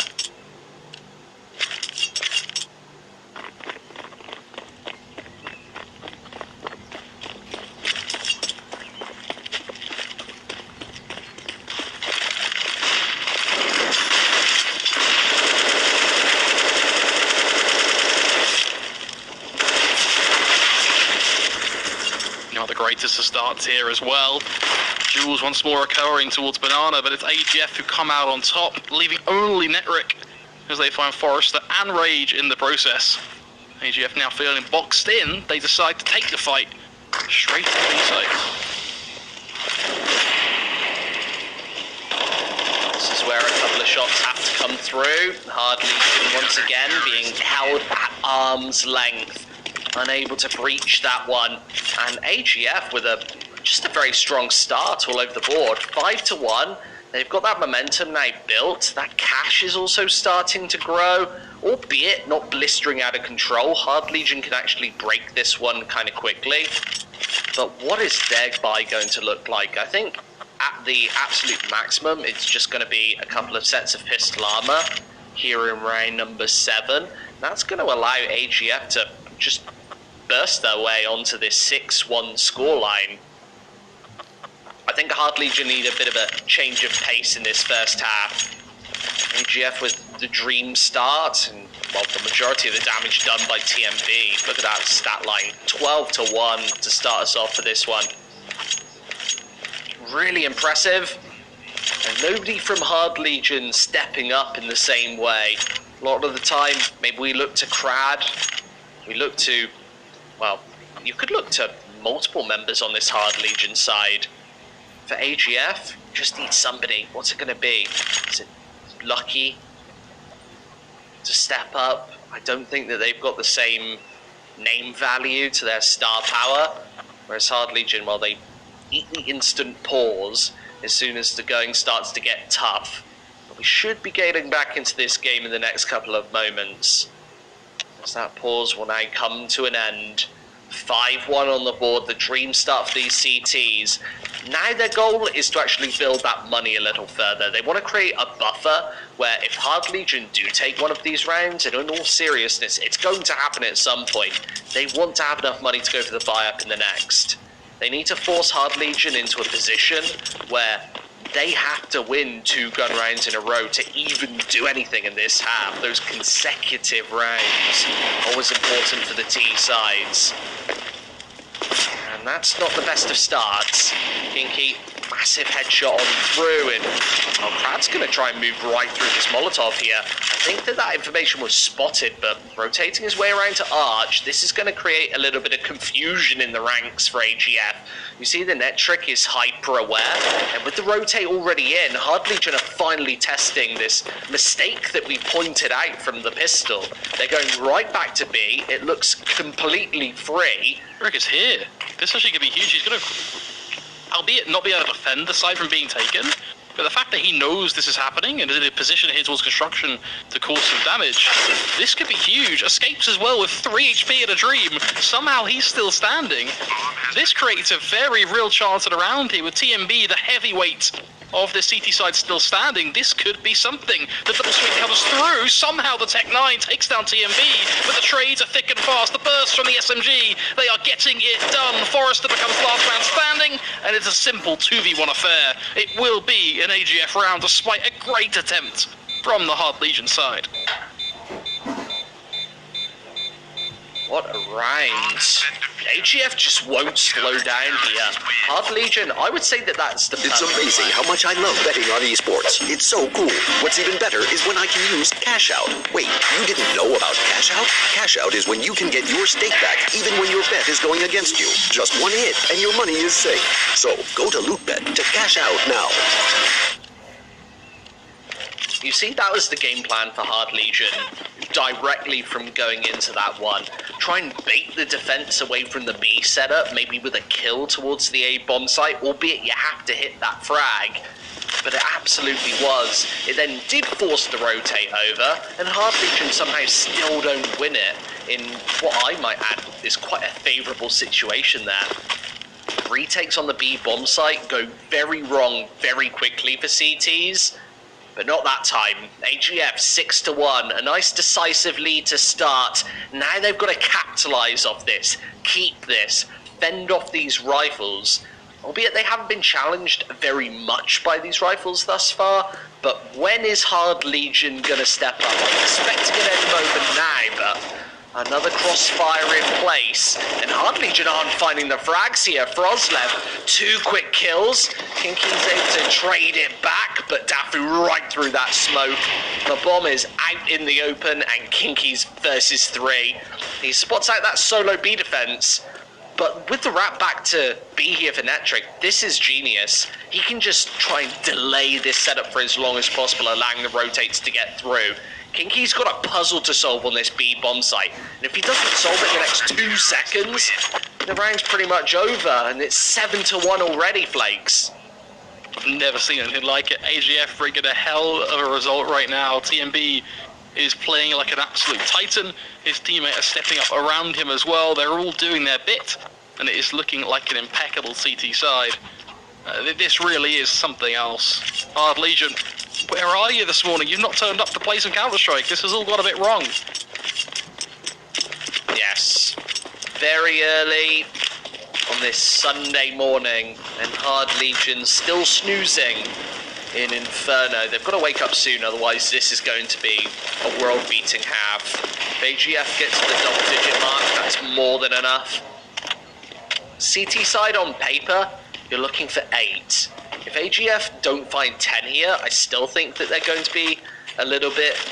This game's going to be very open, to say the least. They still, at this point, will need to mount a fairly decent T side. And up against Hard Legion, that's not the easiest thing to do. Far easier said than done.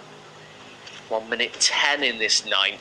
And Hard Legion, once again, just prodding this aggression towards the A bomb site. They've breached that middle crossfire, and with only Dafu here towards quad side, he needs to be actually dealt with fairly promptly. Smoke down to isolate him, and it's the 1-for-1 trade. Hard Legion really haven't been getting very many of these. As soon as they find that first kill, well, it gets swiped back in, and once again from Frozlev, it feels like he's routinely stepping up. Drops not just the bomb, but 2 members of Hard Legion, and now TMB is in just a disastrous position to isolate these Ts. Forrester versus 4 is just going to get cut apart. This looks like such a one-sided match thus far. This is absolutely insane. I'm really reliving a song right now, which goes along the lines of how did this happen to me. It's a very somber note, getting a tiny violin out, I think, for Hard Legion. Probably sums up their T-side so far.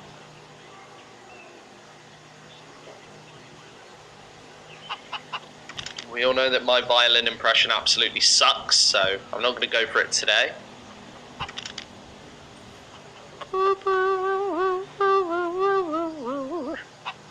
Oh, that's glorious. That is... No, it's terrible. I'm not under the impression that I think that my... It's like you're singing. Your singing is not much better either, but my you singing's like phenomenal. I'm going to have a chart top 10 or something like that. Are you going to be the next Christmas hit in the UK? Is that what you're telling me? Yeah, basically. Maybe like Christmas number 12, put it on my wall. What an absolute nightmare I'd be living in if that was the case. Well, all that's going to have to happen is CSGO's going to have to get really, really big, and then I get that call from Bob Geldof. Is he still going? Do they think it's Christmas? Squid 2022? So they know it's Christmas. I don't know. I'm not the biggest Christmas guy. I'm not even the biggest. Which is the best part about that. So there are so many things wrong with that statement that make it just glorious, but I don't have the time to pick them apart because I've got more Counter-Strike on my screen to drive by Tech 9. Oh, showing you what's up. Only good for 2 in the end. It will be traded, but if Netric falls here, we could be looking at a complete round as he gets away on 5 HP, but cannot do anything here. Cannot peak construction. Has to survive and wait for his team to come through. And this is where AGF need to not let the round slip. Hard Legion are so good at playing from these sort of negative scorelines and somehow clawing it back. Maybe even AGF decide to save here. I think that that's the smart option, considering Netric and Dafu have 15 HP between them. Lucky, of course, full health, but not expected to do all too much, even against these unarmored rifles. Rage. He is able to take the first down in a way, but opportunity to take this AK out of his hands right now, and Well, he's running out of bullets before this push comes in. Brad's somehow still alive. He's going to gun for this further kill. And Lucky doesn't quite find it. So a bit of a stalemate at the end of that 10th round. 8-2 nonetheless. And this is where AGF need to slam into Hard Legion. If they're going to have this massive half that we're almost a little bit scared of right now, it has to be right here. If Hard Legion can start to mount this comeback, it's gonna be off the back of a round like that. Tech 9 straight into the B bomb site. I think they've finally found what works against AGF. A little bit of speed, using all this firepower, not letting all of the pistons fire for this AGF side. As soon as you walk into that mid-stack, for instance, it feels like everybody from AGF is shooting at once. The swings come through, the timing's impeccable, and Hard Legion just get ground to a halt. This time, they go for a very similar setting, with Kinky finding the first. Seems to be the SMGs, the Tech 9s and whatnot, really working out wonders here for Hard Legion, to be honest. Yet again, it's that close-range duel. Netrick losing his life as well as he wanders into Crad, who's just ready and waiting with the M4 he's recently picked up. And this is where the going gets tough now for AGF. They haven't really been tested too much because, unfortunately, the rounds they have been winning have been them taking the lead very comfortably, finding the first 1 or 2 picks. Now they're having to fight from the back here and finally getting to see what they truly are made of. Great setup there from Crowd on the AWP. Missed shot from Rage might get dangerous here. He's going to get chased down. In fact, no. You have to decide, you know what, screw this. We're going to set up a flash. And that's not ideal because it does mean that the 2v4 really sticks and they have no way to play into this round. So let's take a step back as the scoreline sits at 8-3. I personally think Hard Legion are still favourites in this one. Even though it's AGF's pick, I still feel like they've got what it takes to take this one over the line. This is the real deciding factor, though. AGF need to step up right here, right now, before that money becomes completely broken. The likelihood with 2 saves is they're going to go for the force buy in the next. Whether Frosman gets away here, and he doesn't. So maybe a couple more question marks of that buy, but, well, you can see the money is actually fairly decent. They'll have at least 4 rifles coming through, with Lucky able to drop another M4. And then Froslev, what's he going to be stuck on? Just a FAMAS? Maybe a Deagle?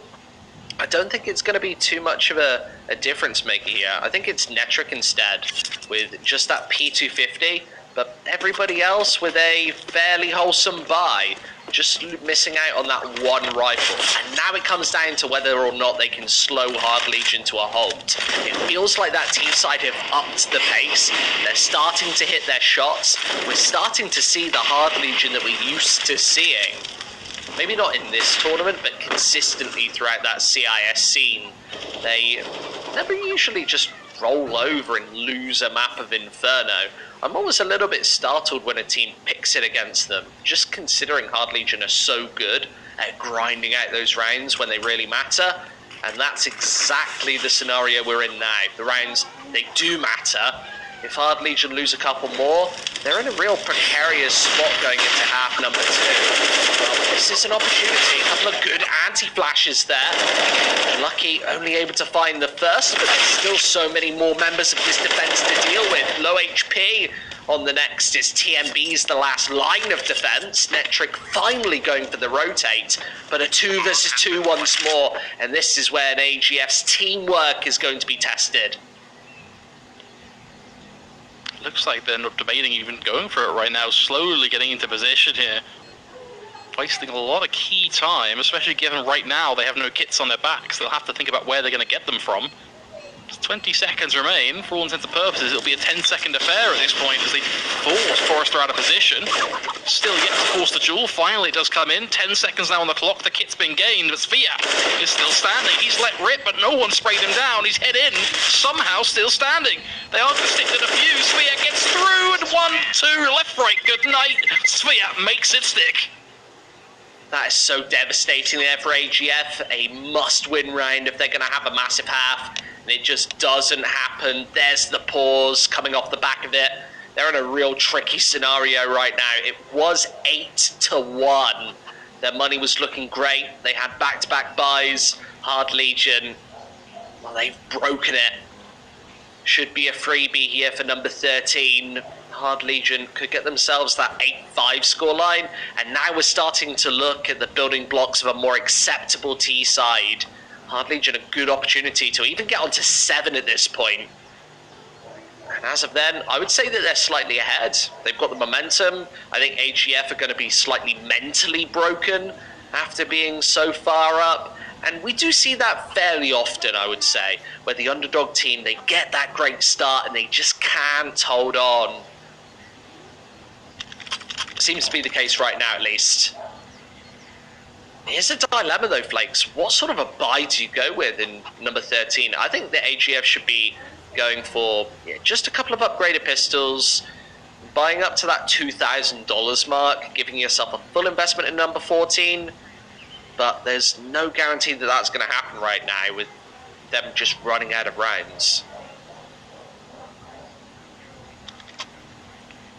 What a half, though. I mean, this has really been wild, hasn't it? I don't think anyone would expect that AGF to be sat at 8 rounds on their CT side. Despite now starting to fall away from things, I think it's fair to say Hard Legion is definitely putting the squeeze on, should be able to find themselves a 5th tier as well. The fact they even have 8 rounds on their CT side is already an incredible scoreline in itself. Yeah, no, it's actually a marvellous place to be. The sad factor is, I still feel like it's not enough against Hard Legion. I think they're gunning for double digits here if they're going to have that platform to jump onto a win. I think even a 10-5 scoreline, there are ways back into this for Hard Legion. I've seen so many lockdown CT sides from them.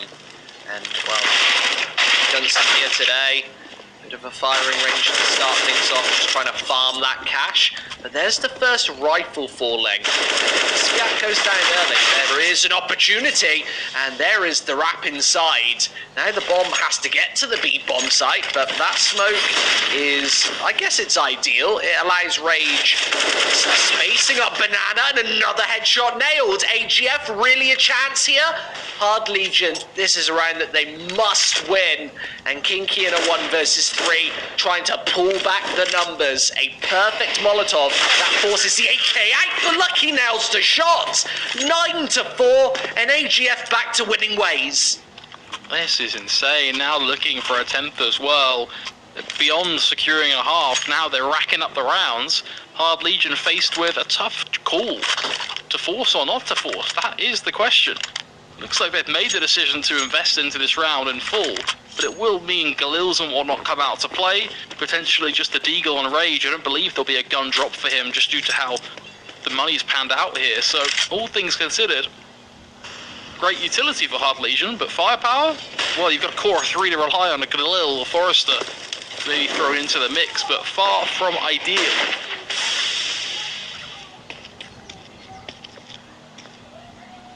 You see AGF realizing this, they start to punish them already, taking full banana control, as well as using some of the utility for what looks like to slow down an aggressive apps play as well. In fact, AGF, they just keep on rolling. They just keep on rolling. This is ridiculous. He's going to line up 1, should be able to make it a 2nd as well. TMB then drops the bottom banana smoke. The audacity of this man this is ridiculous. Okay, slow down. This game just got exciting. AGF, it almost felt like they were a little bit spent in this half as of Hard Legion completely breaking their economy. And around like number 13, he's still this going. One back to back. He's still going. It's good. There's no brakes on this man. He's got himself through with the bait bottom banana smoke into apps now. He's going to hear them moving around on short as he's about to play peekaboo with their defense. Spotting Kinky, peeks into 1, finds the 2nd, looks for the 3rd, finally shut down. Someone put a leash on TMB, please, because he's on an absolute riot right now. Forrester becomes last man standing. 20 seconds or so on the clock to work with. He'd need 4 players in order to make this a success. It is simply not going to happen. TMB, what an absolute champion. Not going to happen. And it's just that confidence factor from AGF. It feels like they've got the wind back in their sails. Double digits, exactly what I asked for, an opportunity to take number 11 at the end of this half, and Hard Legion, they only have a couple of pistols to stop it. Not a single rifle on this T side. This is looking like the nightmare start for the CIS squad, and I don't know what the way back is here. I guess they have to just think about their CT side, hit that pistol round, get that momentum rolling, slow AGF down, but it's not going to happen right here with the pistols, surely. Early in this one, that nade is an absolute barn burner. Sviat drops, and Hard Legion, they do find one in response. I think they can actually grab hold of hopefully a MAC-10 as well. No, it's an M4. So something to work with here in round number 15. And Crad, what a man to try and do it. He's got two defenders on this A bomb site to try and breach, and I'd love to see the pistols start to bait him in. Him not be the aggressive pincer first. Netric absolutely knows that they're going towards the CT area. Crad's hyper aware as well, so that's another rifle dropped, and TMB in the open needs another headshot. He doesn't find it, and that opens the B bomb site. There's Forrester to clean up this rotate. He's going to be right behind them. This is flawless timing. One, and perhaps even the second here. He's delayed Lucky for long enough and done so much damage. It's going to be half over, 10-5.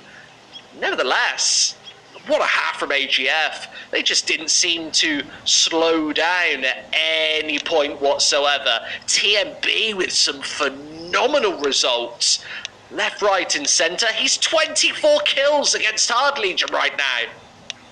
He's played absolutely insane. He really has. What a half we have seen from him. But not just him, the rest of his team as well. They've really played around him. Froslev supporting him, 12 kills on the board. Dafu as well. They've all done their bit to make this stick. We just have to keep this rolling in this second half. This is going to be tough though, because at the end of the day, they did it on their CT where they were able to set up and wait for the aggression. We did see them start to be a bit more forthcoming towards the tail end of that half, starting to use that bottom banana control to get out in mid, for example, but I'm curious to see how this will convert to them actually on their T side, taking control and how they can play as a team. I think this will be a different test for this team. It's always a tall order to take Inferno against Hard Legion. AGF now at least has a chance to do it, where coming into this map, I would have said they had no chance whatsoever. They've got to breach this crossfire. Instantly get shut down. A couple of quick kills, and Forrester finally falls. A 2 versus 2, and this is the way back in. Crad also drops. Sviat has to do it all here. He's got the USPS in hand. He's up close and personal, missing a couple of shots. And where are the peaks from AGF? They're going for the wide swings to try and get towards pit. He can now try and isolate these Ts, but there's a deadly crossfire in place. And with this bomb planted in the open, there seems to be no chance for him to get back into this bomb site. Netric giving him all of the opportunities here, but the USPS just isn't finding the connections. Here comes the double peak, and they're going to find that kill as well. 11-5 here. It just doesn't stop. This relentless pace from AGF continues. What makes that so brutal is, and you touched on this in the round, Netric actually gave them an opportunity to find a 1 versus 1 there. He shouldn't be wide swinging and re-peeking once he's got to pit. The swings before pit make complete sense, because his goal is to get across. Once he's got across, all he can do is sit there and wait for the push. His teammates got him covered anyway. The whole point is they have that crossfire for the push, but by swinging, taking duels, he's basically saying, you know what, screw the crossfire, I'm just going to win the fight myself. And we all know that's how you introduce risk into the round. So he's very lucky he didn't get his head blown off there by USP. I think that also shows the confidence factor that AGF is rolling with right now. It could give Hard Legion a way back into this one. I also don't want to see them playing scared, but that is certainly never going to be the case by the looks of things. They hit all of these shots towards the B bomb site. The force buy just cannot connect with any shots once again. And Hard Legion, yes, they're gunning for this one, trying to find an opening kill or two to level up the numbers. But this is, on paper, an impossible retake right now. TMB might give Forrester a way back into this one, and well, there's the Deagle. He's able to find at least the first. 3 versus 3, but with the bomb ticking down, no kit in play, Hard Legion, this is impossible. And AGF's going to get their way onto 12. This is so brutal, Flakes. The reality here is AGF have a very clean run at this point to the end of this map. 16-5, 16-6 even, all looking like very feasible scorelines. Simply put, Hard Legion don't really have much to play with in these rounds. Their economy being dictated a lot by the losses they're taking. The upside there is they did save 3 guns, so they'll have the MAC-10 Scouts, I believe another SMG on the floor that Kinky dropped. Might just be the Deagle, in fact. So it does help them a little bit here, but even then, significantly different firepower in comparison to a T-side. This should be 13-5 on paper. Hard Legion then get a full buy. You drop that, yes, you get your loss bonus, but nothing more. Still becomes very simple for AGF to make this sprint to 14-5, even 16-5 at this point. All the stars are aligning. They just have to deliver against 1 or 2 more gun rounds. All of these upsets always fall a little bit flat for me. It feels like the favourites never play very well and maybe a lot of mistakes. That doesn't seem to be the case right now, though. AGF have actually stepped up, especially TMB. Namely, he's been the best player on this AGF side from start to almost finish. He's obviously got to take them over the line as well. But it feels like AGF have actually stepped up to the level of their opponents. I've not seen massive mistakes from Hard Legion. They've been playing some standard Counter-Strike, and AGF have just been besting them every single time. And where's it harder to do that than on the CT side of Inferno, where you're almost always going to be pressured? How many times do we see, those 7-1, 8-1 score lines to start, then start to close up, and we end up with maybe an 8-7, 9-6 half? Absolutely didn't happen. They're able to now find a 12-5 scoreline. They've completely outmaneuvered the defense here in round number 18. They've got the freebie of this A bomb site. It's handed to them on a silver platter. And this should be the 13th round with it. It almost definitely will. Hard Legion, they obviously have this investment that they're not going to save here. But AGF are in stunning afterplans. And this is going to take a miracle to stop the 13-5 from coming through. I think Hard Legion are almost just looking for exits to prevent this, investment carried into round number 19. So maybe they can force some semblance of an eco coming through after a couple of round wins. They need to control this T-sided money. But remember, if this is going to be a Hard Legion comeback, AGF are going to have max loss bonus at some point.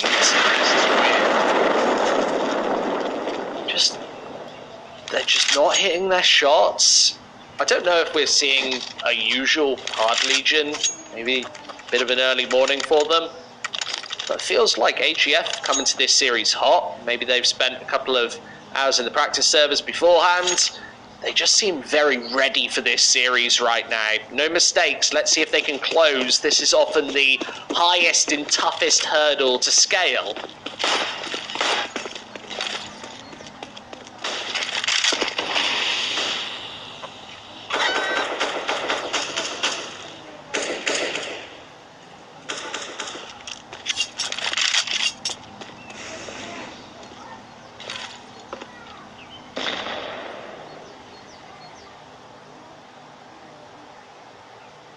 Perhaps one of the last opportunities now to see if there is anything left in the tank of Hard Legion here. We've talked about 1 or 2 crucial buys. This is the first, which comes through. TMB spotting the second Norwich player, makes the immediate call to back away. He knows that's actually going to be really difficult for them to win that fight. So by backing away, they at least get to survive.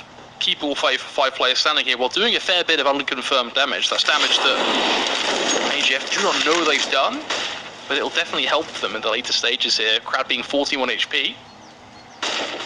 They've relocated completely towards its ARAP play. Kinky has the opportunity to put some work in from Library. They're not quite going to be aware of him. Makes the swing. Good for one.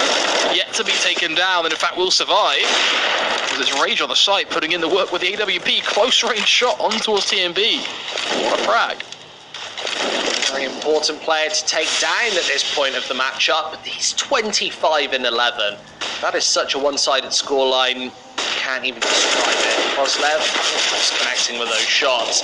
He's got a lot of these CT members to find before this bomb can go down though. And Rage finally found. There's the AWP eliminated, and Frozlev should put that to good use. Lucky finds one in the meantime. Now they know where all of these T's are, but it doesn't even matter.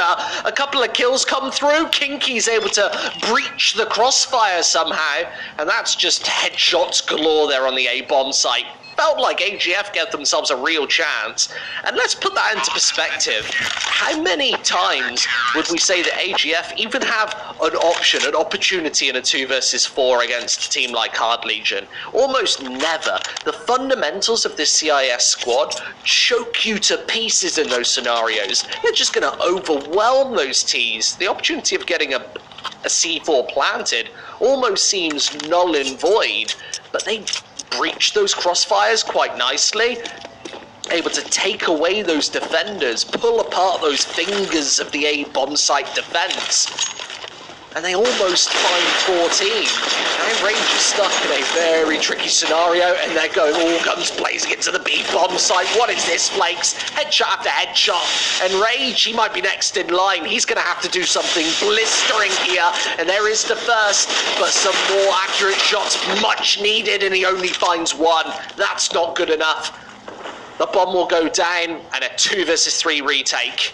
To be fair, credit to Rage, he did get the second kill, so actually he's done more than I would expect in that scenario, especially given he was being overwhelmed by SMGs.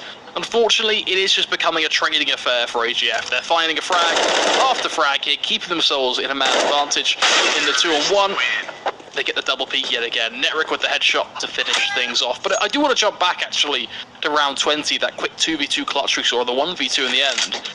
Although Hard Legion do have incredible fundamentals, that wasn't fundamentals that won Hard Legion that round, that won that clutch. We didn't see it, but Kinky, from his point of view, you could see just from the way his model flicked, we just didn't get to see his point of view, unfortunately. He landed a 180 flick headshot from sight to graveyard behind him. Now, in my words, I can't make that sound as incredible as it was, but trust me, that was a pretty damn tasty shot from Kinky. Without him landing that, that's another AGF round. They clutch it out, and they're already at 14, excluding the gun round we've just witnessed. So, all things considered, yes, Hard Legion, they do have solid fundamentals, and we know they're a great team. I actually want to discredit them for that, because at the end of the day, Kinky had to step up and go huge to clutch that round. That wasn't Hard Legion playing well. Yeah, and I think that that's what's so impressive about what AGF are doing, is they're negating the factor of those solid fundamentals at every single hurdle. We saw it there on, as you said, on the A-bomb site. AGF just convincingly breaking that CT side apart. And when would we usually see that happen against Hard Legion?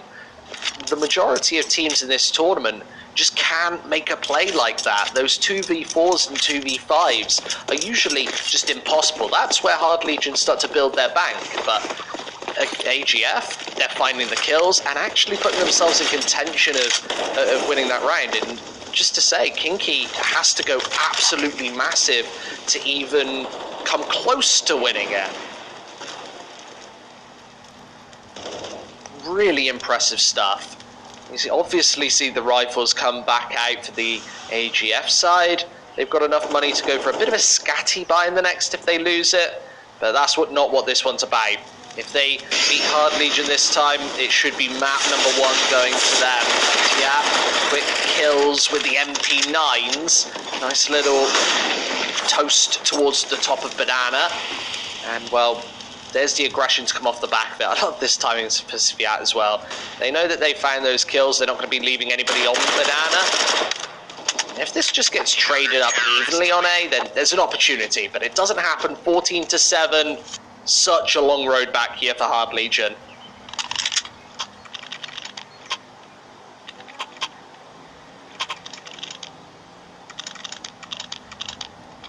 After all, not only is it a long road, but they do need to deny AGF from just getting 2 rounds. That's a pretty big achievement in itself. Upside is that they have broken the T-side already. Will be no buy, just complete Glocks in play, only 2 P250s thrown in on top. you an idea how easy this round should be. SMGs just can go in, grind them down, make some easy money. This should be a simple 14-8.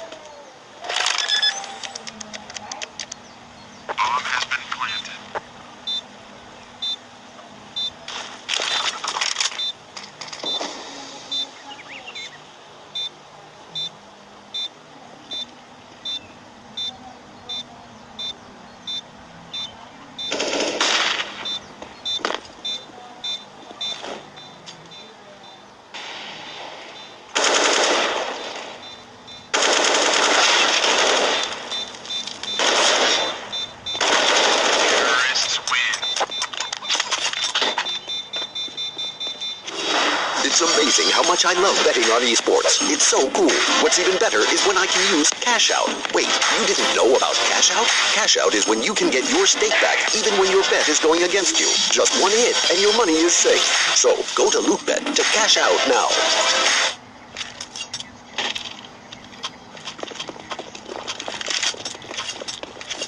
Back into this one, 15-8. Stunning start from AGF, and they need 1 out of 7 to close. It will be a gun round, just due to Hard Legion having a couple of successful results. The last couple are very clean, anti-eco as well. Puts the AWP in tow, but maybe, just maybe, having a couple of SMGs there might have been the difference maker. Oh, here come the headshots once again. The breach and burst onto the A-bomb site. Rage feels the need to get aggressive as Forrester just hitting headshot after headshot. Hard Legion stepping up.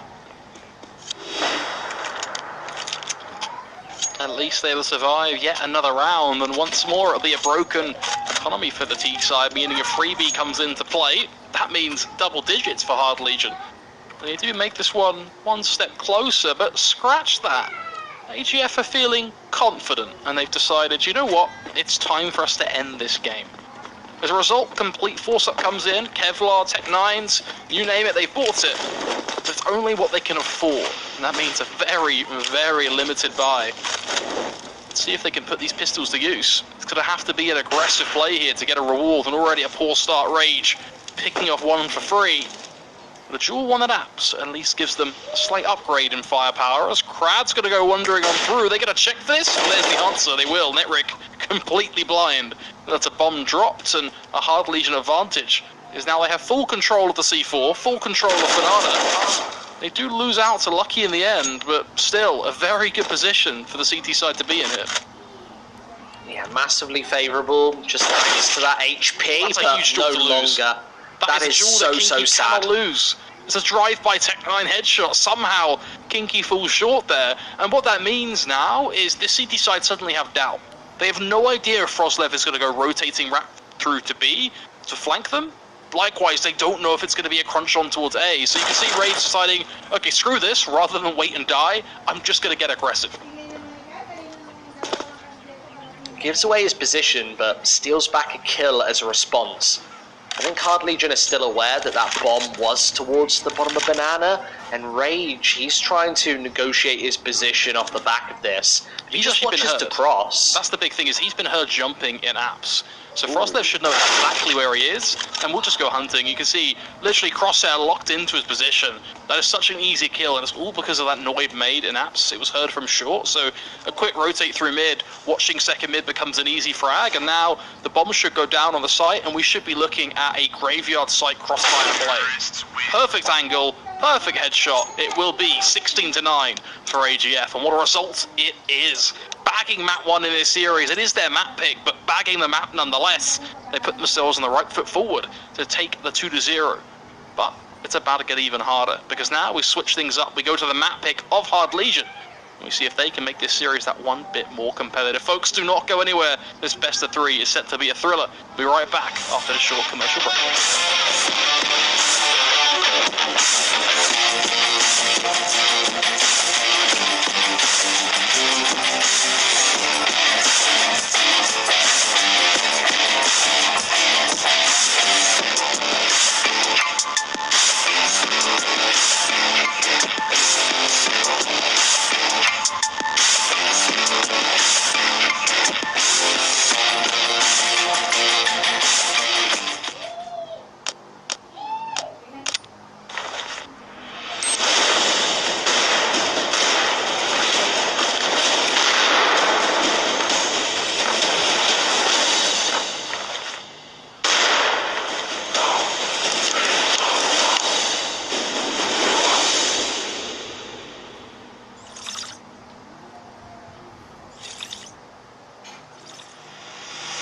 It's amazing how much I love betting on esports. It's so cool.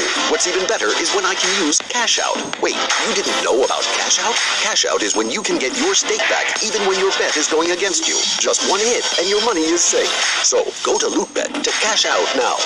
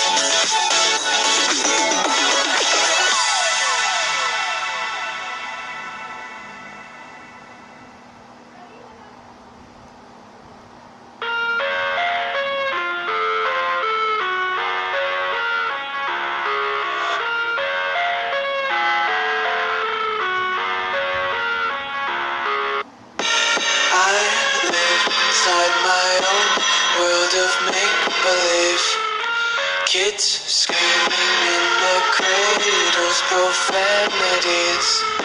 I see the world through ice covered in ink and bleach. Cross out the ones who heard my cries and watched me weep.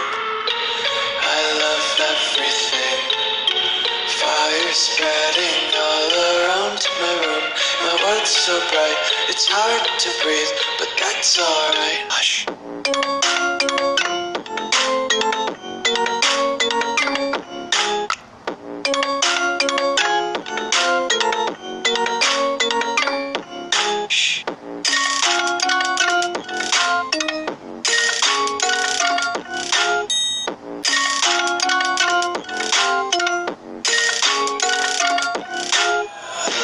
Tape my eyes open to force reality.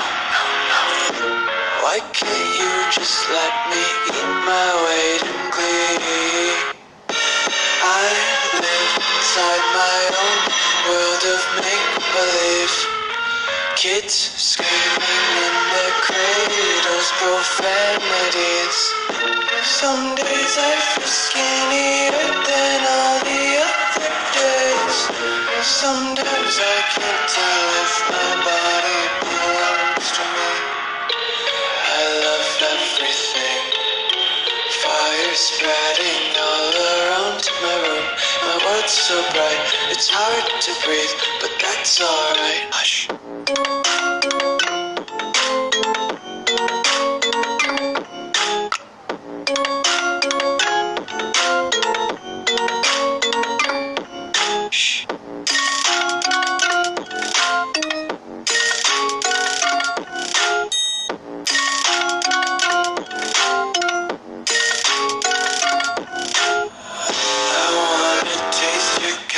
Hold your breath and feel the tension. Devils hide behind redemption. Honesty is a one-way gate to hell. I wanna taste consumption. Breathe faster to waste stocks.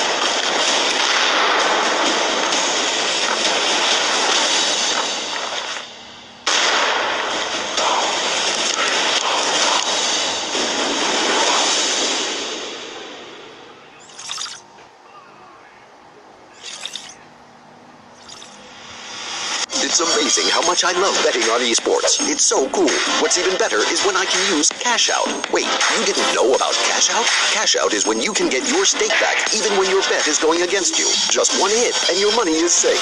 So go to Loot.bet to cash out now. Hello, welcome back everybody. It's map number 2 in our first series of the day between these two teams, and already being thrown through the loop before we firmly get into this one. AGF a map up. Are my eyes deceiving me? Apparently not. Inferno, a very one-sided show, and really, where will this one go? That's the big question. We obviously go on to Dust 2 next, which is Hard Legion's map pick. I think that they need to get off to a great start, Flakes, because if they don't, I don't know what this is going to do to the mental aspects of this game. Yeah, it's going to be a little bit of an odd one for me, because AGF, obviously an impeccable performance there over on Inferno, but now they have to repeat it on Dust 2, which is a map that Hard Legion know and love, which brings some very good quality Counter-Strike here in the past, and ultimately it's Dust 2, it's aim battles 24/7, so it is the map where we can see them try and execute their best ability. But unfortunately, it's still going to be an uphill battle. AGF obviously with the map on the board already. They're going to be very hungry for this and very confident, and or name a more iconic duo. Dust 2 and Confidence, the full swings, the aim battles. I imagine they're going to be pretty big from this AGF side. Yeah, I think the big question mark here is their CT side. Is it going to be as good as we saw on Inferno? Can they mount those double-digit rounds? I think that's what's really important. And maybe they get stuck on their T side first. And well, we'll see in the next couple of moments. The slashes and stabs come through. And did they just win that? I wasn't even watching Flakes. Well, glad to see you're paying attention.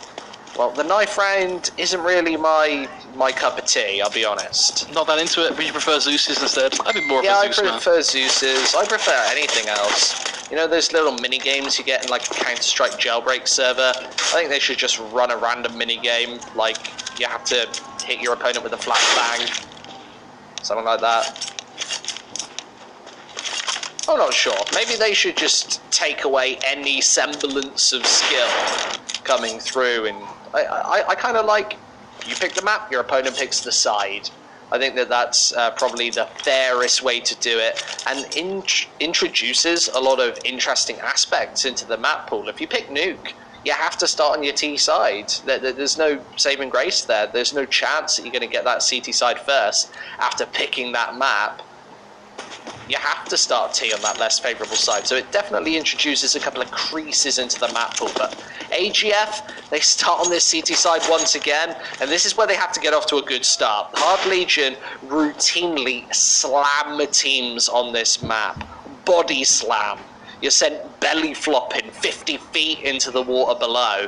And AGF really don't want to be stuck in that situation. TMB is just going to walk right into Forrester, and that's exactly why Hard Legion is so scary on Dust 2. Just the ability to, well, again, it's those fundamentals, knowing exactly what the response is going to be, knowing that TMB just had a very confident and convincing map on Inferno. So yeah, he's going to do it exactly the same all over again. Right now, Hard Legion, they need to keep these longer distanced P2000s and USPSs away. And that is, well, another kill, but still a 2 versus 3 that AGF will want to go for. They are doing a really good job here, actually, of finding the critical picks, though. Zafu tapping away, unable to find Rage just yet, as Netera comes flying into action. These Fiat last man standing, spamming on the site, not going to be enough. The retake comes in full swing. AGF will make the long defuse, but they'll get the round on the board nonetheless. 3 kills for Dafu, 2 for Netric, into 2v4. It works wonders. That's a massively impressive round from AGF. A 2 versus 5 on that A bomb site, usually impossible. Yes, Hard Legion gave them a couple of opening picks to play with, but maybe we're not seeing Hard Legion play their best CS here. You see those, that team comparison for this specific map, AGF just with a pretty terrible win rate, all things considered. To even think that there's a chance of them taking down a Dust 2 specialist like Hard Legion right now it just feels alien, feels out of the question. Maybe they got the team names round the wrong way, but no. 1-0, great retake right there, showing that they've still got it from Inferno just a few moments ago. Sometimes those breaks, even 5 to 10 minutes, can be a massive change of pace. Can stunt that momentum that you had built up because you've got to do it all again from 0 to 0. You've got no lead to work with at that point. And as Hard Legions start to crunch down on those setups, you start to feel that pressure once again. Hey, we had such a big lead, where did it go? And that's where you've got to start to play from behind. Funnily enough, that did happen on Inferno a couple of moments ago, but they seem to have that mental resilience as well that we don't see from a lot of underdog teams, especially in this tournament. Many a time have we seen an underdog team get off to a good start and then just falter when the going gets tight. You lose an eco, you lose a force buy, and it all starts to fall apart. This is one that they had to take though, and well, Krat's just a little too strong on shorts. He's have to hit all of the shots. Bomb has been planted. Yeah, this is really looking pretty brutal now for AGF. They've just not shown a single sign of life here, only getting damage on towards this T side as they lose every single aim duel. The kills swaying the way of the T side every time. Best they can really do here is save this rifle and SMG, bring that forward into round number 3 here and give themselves at least a fighting chance there. As unfortunately, round 2 is done. Hard Legion will tie things up 1-1. That goes to show that a pistol clutch does not decide everything. There is more to a game than just a pistol round. Hard Legion definitely looking to compete in this one. The scary scenario for AGF is they've got no bank customers, only $100 residual cash after that investment. That's really what you get when you lose that second round here in CS, especially on that CT side where, yeah, the money is going to be so tight.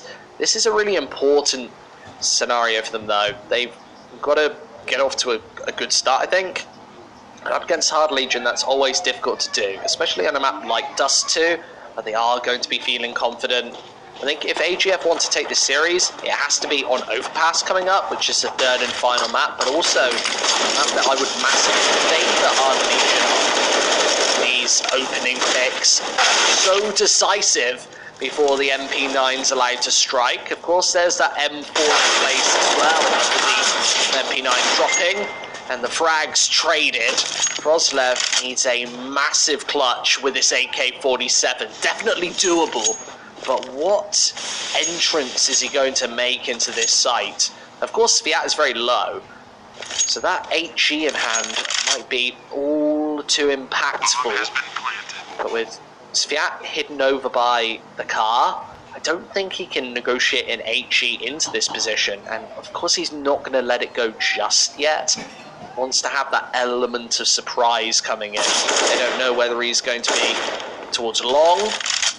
Come on, there's that HE. As soon as the surprise is gone, he does go for that swing. It's found nonetheless. 2-1 here. This is how it all started. That massive spray down from Sviat really just crushes the defensive positioning over by Long.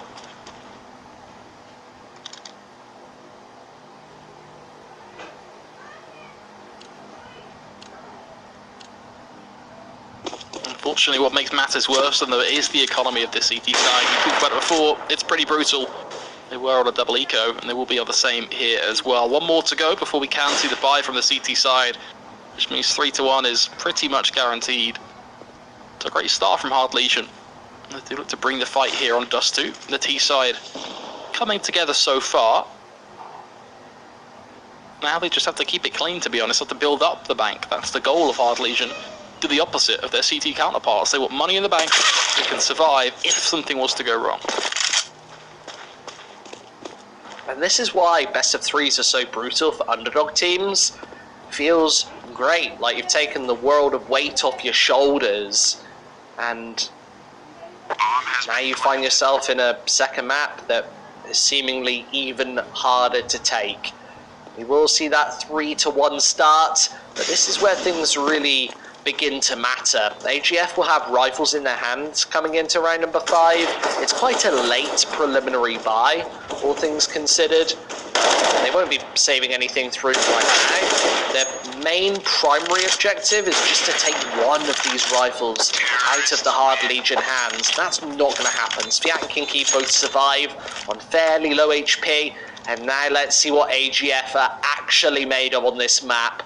The M4s will come through. There's an opportunity for a glass cannon here, but I just can't see it happening at this point. See Rage actually picking up the AWP for Hard Legion. And a couple of flashy plays earlier on Inferno, showing his true colours. But still a fairly quiet series for the man. Missing the mid shot was almost impossible with that smoke placed. Such a high tier play, and well, the CT's starting to strike in. Kroslev with the first.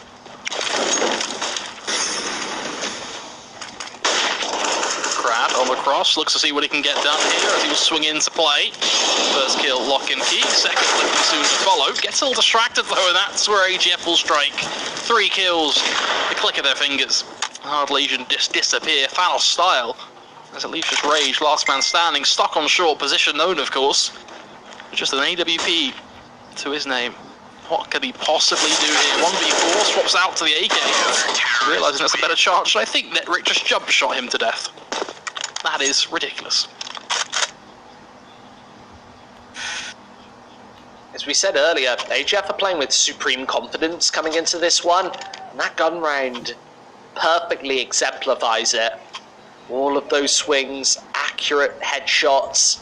Now Hard Legion again have to come back with a couple. Otherwise AGF, they can start to build that bank up. They'll probably get a freebie in the form of an eco coming next. And then how are Hard Legion going to respond from being behind in the pace once more? I don't think very well. They haven't actually been able to take many rounds on that T side thus far today. This is AGF's real chance to get off to a good start here. Of course, they've lost that pistol trio. All important. Remember, this is still very early days on this second map. They're a map up as well, so they can actually come into this one without too much pressure on their shoulders. Just kind of play their own game. I don't think that even they imagine that this is one that they're favoured to win. Maybe they think that, yeah, coming into Dust 2, the Cinderella storyline might come to an end. I like that Netrik's not getting too aggressive either. He can definitely swing into Kinky here, but the chances are he's going to be caught completely off guard. So they've got this nice 1-2 setup where Netrik's going to go for the initial pincer. That's such a punch of Froslev from behind, who's been such a key factor. Another smoke shot, and now Froslev's going to be challenged. He needs to hit this spray down, almost getting 2 for his troubles, and now he has to deal with Rage's AWP and the brutal firepower of that AK. They get choked inside, and once more AGF come out on top, and it's all about these fundamentals. AGF, doing the eye test, look like the better team, and that just feels crazy. Yeah, it's a little bit nuts, isn't it? It really is. I wouldn't have said that AGF had a real start in its best of 3, but look, this is the time when teams show up, when they're playing for tournament life. For AGF, this is a pretty big tournament for them. It's really important that they make this stick, not only from a prize money perspective, but also, look, they want the learning experience. They want to be playing teams like Hard Legion so that they can learn more, improve as a team, and get better ultimately, start winning these results. So, fair play to them. They've come to play here, and they've made an incredible start. Map 1 in the bag, 3 for 3 in map 2. Pistol's proving to be a little bit too much to handle, though, as Hard Legion make them work for it. Already 2 kills. Lock and key to the T side as the short play comes through. Netrik here to hold things off. He'll be taken down. The double kill doesn't quite line up. That becomes last man standing, and he'll simply be traded. It's amazing how much I love betting on esports. It's so cool. What's even better is when I can use Cash Out. Wait, you didn't know about Cash Out? Cash Out is when you can get your stake back even when your bet is going against you. Just one hit and your money is safe. So go to Loot.bet to cash out now. Yeah, this Hard Legion side isn't going to be easy to fully quash. And once more, AGF forced onto an eco after losing that one. This is what makes Hard Legion so powerful, is they can play effectively from the map down. I think that they're going to be humongously pressured. You see that they lose a couple of kills towards long right there. But pretty much all she wrote for this 8. There's going to be 5 to 3 on the board. No real opportunity for Netrik to steal one of those rifles back either, especially with Krad just standing in the open and gunning him down. 5-3. Another gun round on the board for AGF. This is where they have to start mounting a decent scoreline. I think they need 8 or 9 on the CT side to feel massively comfortable. 6 or 7 is good enough, but I don't think it puts them at the advantage at halftime.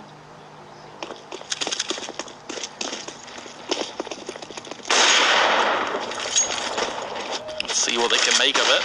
Elon going to be the play once more as the AWP takes the peak, but no duel. 1 for either side, just shots fired.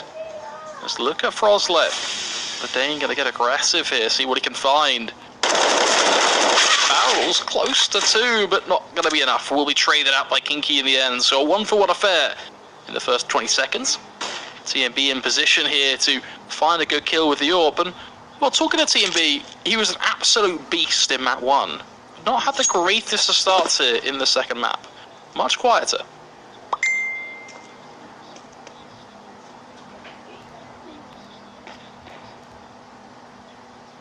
Oh, I love this from AGF, the aggression through tunnels.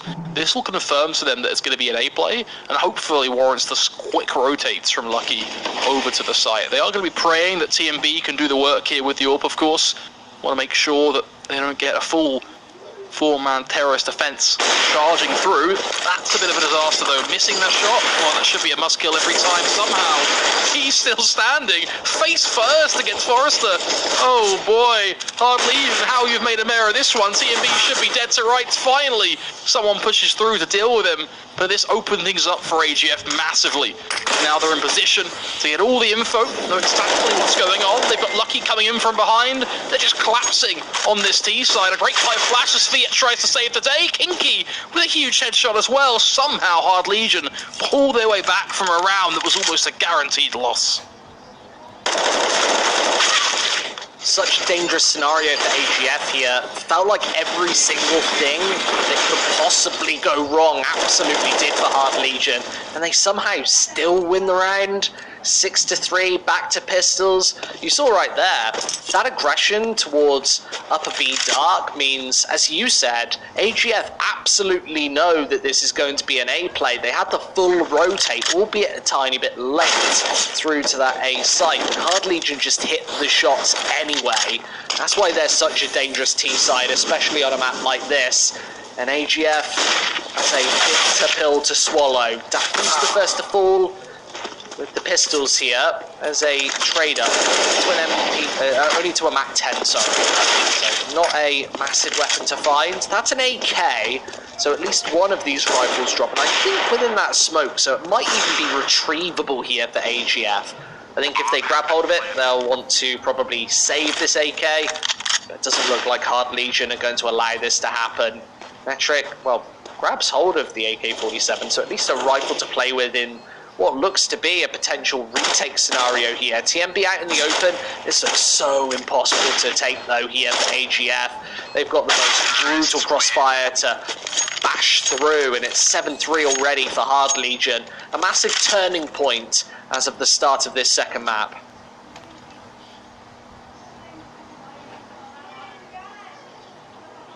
Yeah, they really are starting to build up their rounds on the T side and potentially put themselves in a position to actually run away with this, to be honest. If we don't start to see a lifeline from AGF sooner rather than later, then, well, you are going to be looking at what could be quite a lopsided half. After all, 8-3 could potentially where we're heading at the loss of this gun round.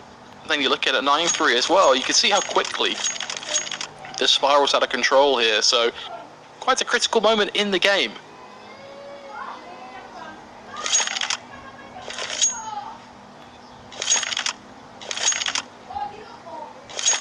Back into the action. No AWP presence for AGF again. Feels like they've not had a sniper all half so far, and that's with Hard Legion catching the CT economy on the back foot at pretty much every single opportunity. Here it's the burst towards bomb. They already know where this defense is stationed, with TMB running around the smokes, and that's a key headshot to nail. Now they've got to swing towards the mainland of this A bomb site, where there are 3 defenders stationed once again. The smoke down and away, but TMB getting peppered straight through it is going to instantly lose his life. Hard Legion once again chomping at the bit at this A site, and AGF just can't hold it up. Those sensational shots that they were nailing practically every single time in Inferno just haven't come into action here on this second map. Does too. That is what should on paper happen, but definitely not ideal for AGF. They lose 16 here. Of course, we go to Overpass, which is our third and final map. One that Hard Legion are, of course, incredibly confident on. They let it slip through as the third map during many a series. 12-10 win ratio on it. This one just got interesting. A couple of quick kills. 1 versus 3. And wow, Dafu just makes it look easy. We were talking about stats, talking about anything other than that clutch. And Dafu sometimes, or somehow, pulls a rabbit out of the hat on the A bomb site. Look at this second shot against the AWP there. Just a slight miss from Rage. And he knows exactly where he's watching for Forrester to swing, and it's a headshot to finish. That is a round out of nowhere, Flakes.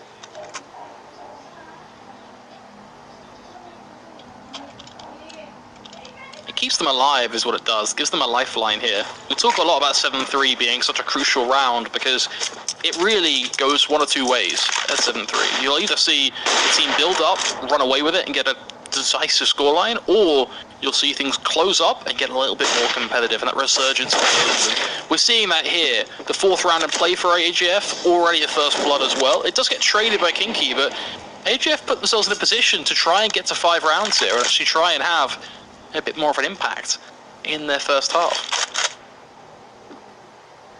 That returning frag is a real shame for AGF. You could see that Frozlev got completely caught off guard by that flashbang, and Kinky's able to follow up with just a 1 tap.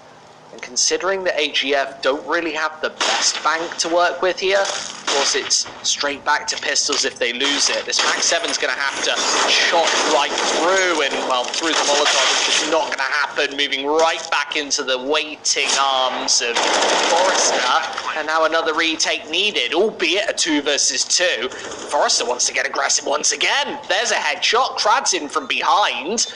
This is definitely Hard Legions to lose at this point. And a one tap from Krad to finish things off. 8-4. It feels like Hard Legion are taking the rounds when they really matter. They're keeping the AGF economy at an absolute minimum. We'll see the pistols come through once again here in round number 13. And Hard Legion knocking on the door of a massive T side here on Dust 2. We'll, at this point, likely see a series of 2 halves, and then Overpass being that decider. At this point, it's so difficult for AGF to mount any semblance of a comeback. Oh, how good Hard Legion's T side is on this map. They're actually 13-8 here on Dust 2. The longest T side win percentage, CT side win percentage a little bit less. It's actually under 50%, which is always determining. Losing more rounds than you're winning, then that's maybe something to look at in terms of the question mark. This is another interesting round. That Molotov actually neutralizing TMB, and Froslev will try and gun inside with the AK, and as he spots that cross, tries to take what would have been the jackpot of headshots to nail before the AWP is able to maneuver into place and find him. 9-4 here. Definitely a dangerous half. Even if it ends here for Hard Legion, 9-6, this is still a little too hot to handle. If they get on to 10 or 11, you might see the Chicken Vindaloo of T-sides. Chicken Vindaloo of T-sides, that's a first. I'm just fantasizing right now. Someone's looking forward to a curry, that's for sure. 11:30 in the morning. Gotta be looking forward to that. That's the aggression right there being punished. Looks like Hard Legion are really aware of the fact that AGF like to push long, seemingly unaware of the fact that Upper Tunnels gets pushed, but at least they're able to find lots of picks here, just completely annihilating the A play. In fact, means the only 2 players left standing are those that walk through tunnels, and Krad, in fact, ready and waiting for it, finds one, and his teammate trades, so Hard Legion make it look easy. They go 10-4. This final round, it's going to be pretty sparse as well, as AGF do not have the money to go full M4s on utility. Not a single player will actually have an M4 here. I think one of the more startling aspects of this half for AGF is it's just all happened so fast.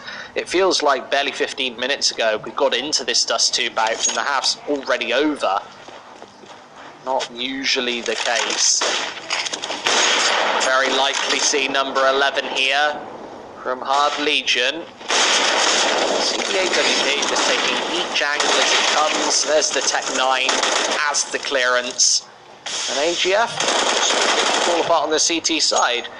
Nothing too surprising here, all things considered. I think that pistol round clutch and obviously a 1 versus 3, that's usually the X factor, what pushes you into a close half or a dominant lead.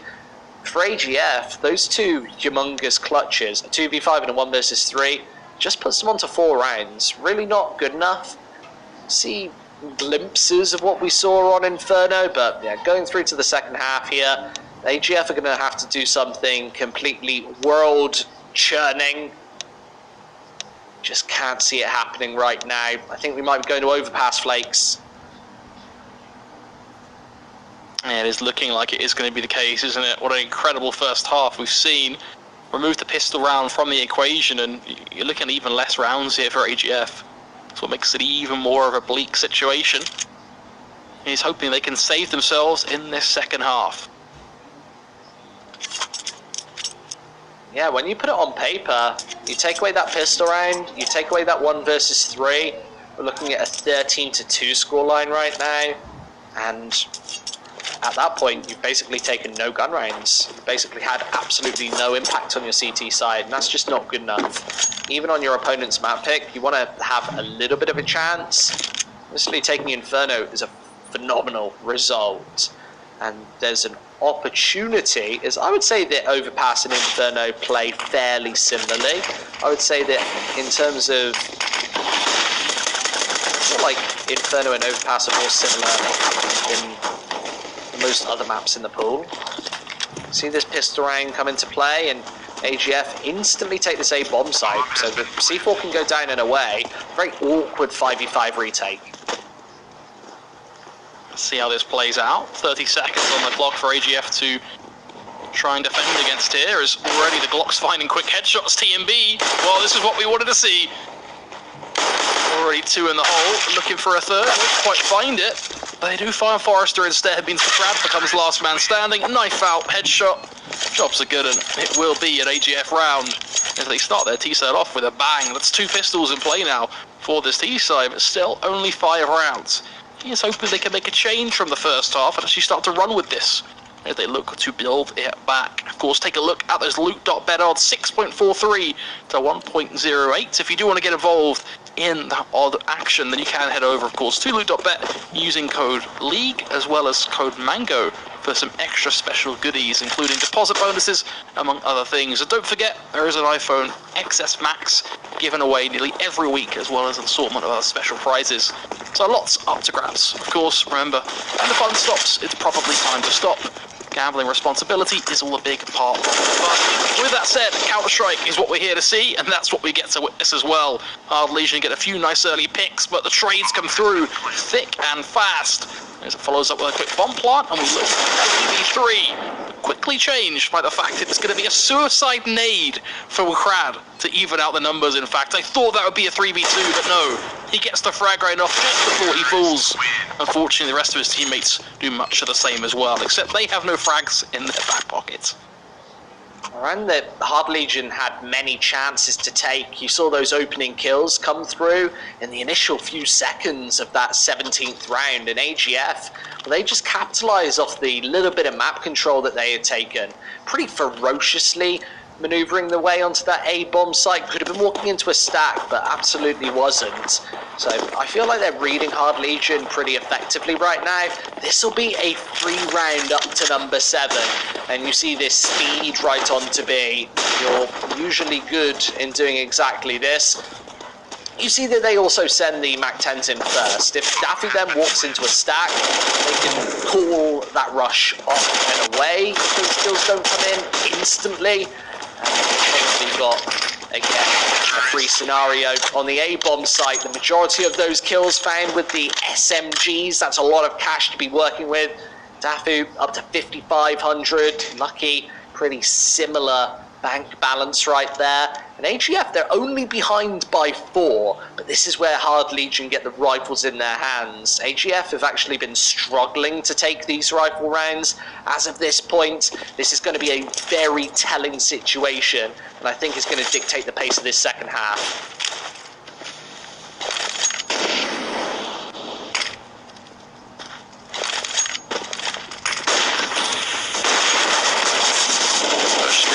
In. Trade struggling with the ore, but finally connects. The trade simply are not quick enough. AGF up to 7, but that will be all as Hard Legion drop the hammer here on their CT side. TMB trying to get out on the B site, but unfortunately this is looking very tough. They do start to peek in 1 by 1 though. That gives him an opportunity here for a 1 versus 5. They are going to push tunnels though, and this is where things get that little bit more complex. He simply doesn't know where to look. There are just too many angles to cover there for TMB. I really like this mid-crossfire for Hard Legion, just quashing any semblance of a B rotate. That split, usually one of the more powerful setups in a T's arsenal, doesn't work that time. 7 to 12, and AGF, this is the point where they can't run out of ideas. They've got to mount somewhat of a comeback. They've got to throw in a couple of groovy tactics, and maybe taking long control is the start of this. CTMB getting overwhelmingly aggressive but missing the shot. Maybe even uncharacteristically so. There was no flash compliment as well, so that was a straight angel. There's another one. AGF somehow trade it 2 for 1. Now it's down to Rage all alone on this A-bomb site with the rotate thick and fast. How do AGF play with this single man advantage? The flash comes nailing in. Forrester gets away with murder. Rage likewise just firing down bullets on this A-bomb site. Bullets and bombs. It's Frostlev gets left all on his lonesome in a 1 versus 2. Just slammed away. And this is where Hard Legion start to take control.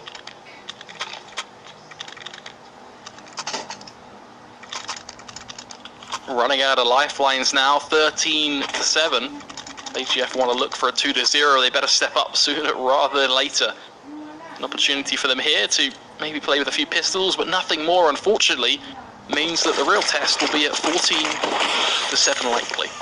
What a brutal situation to be in.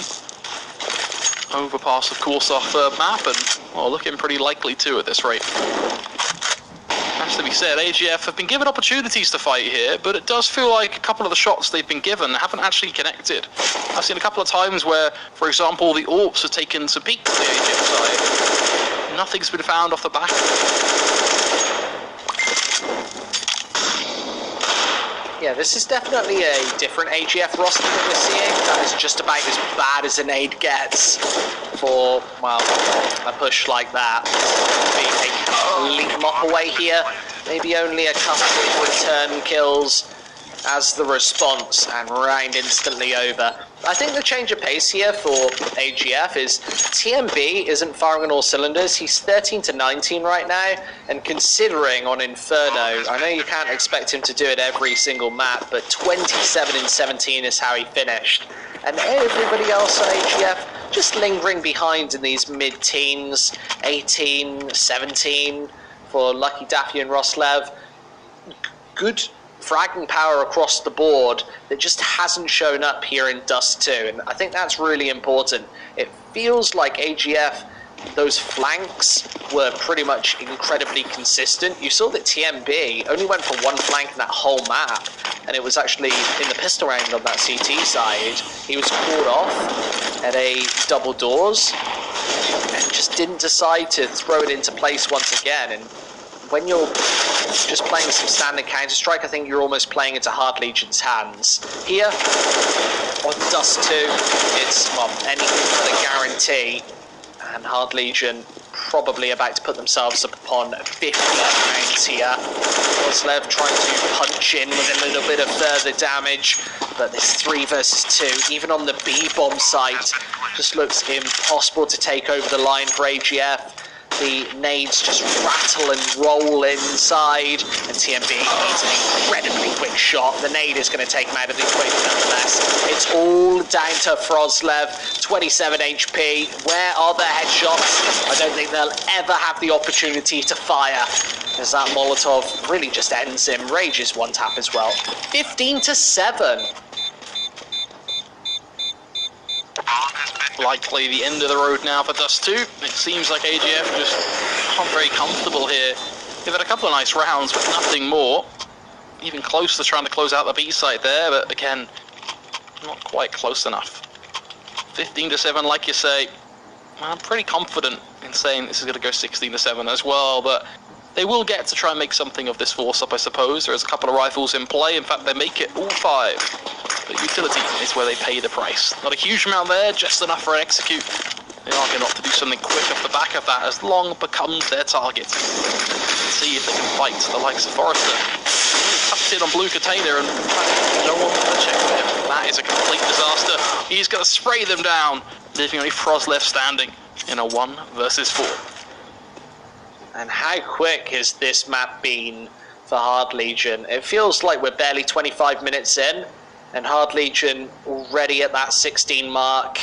We're going to overpass in the next couple of moments, which is definitely the reset switch on this series. AGF with all of the momentum coming into this one. Froslev trying his best to keep them in this, but still 2 to find. With the bomb and a minute left, it's entirely possible, but Kinkin Sviat, I just can't see them letting this one go.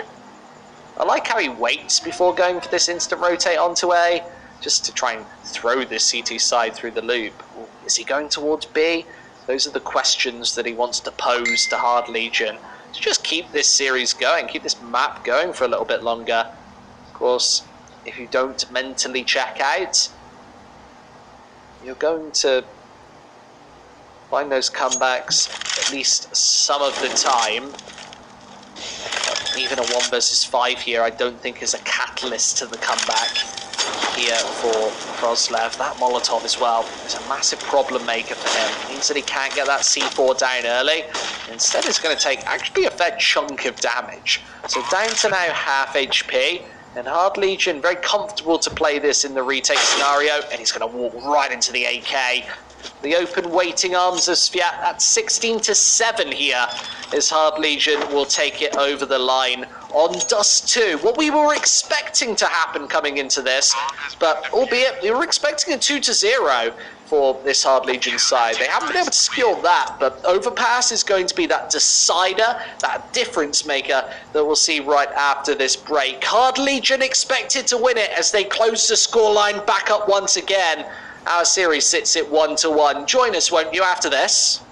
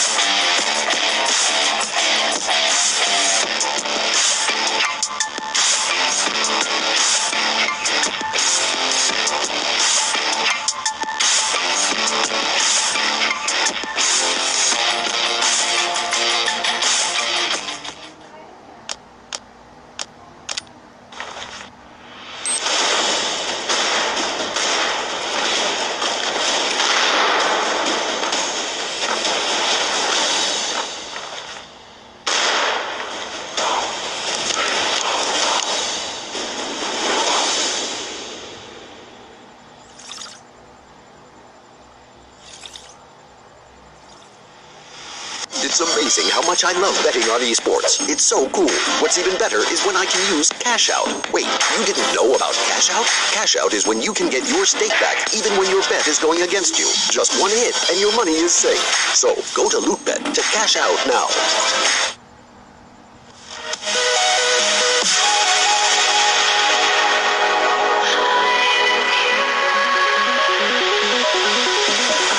Every time I divide all the fractions of my mind, take away all the pain, give myself another day.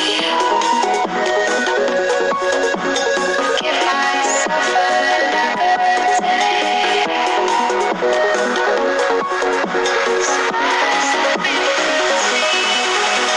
Every day I decide if we'll ever see the sign. I ignored all the lines showing me eternal light.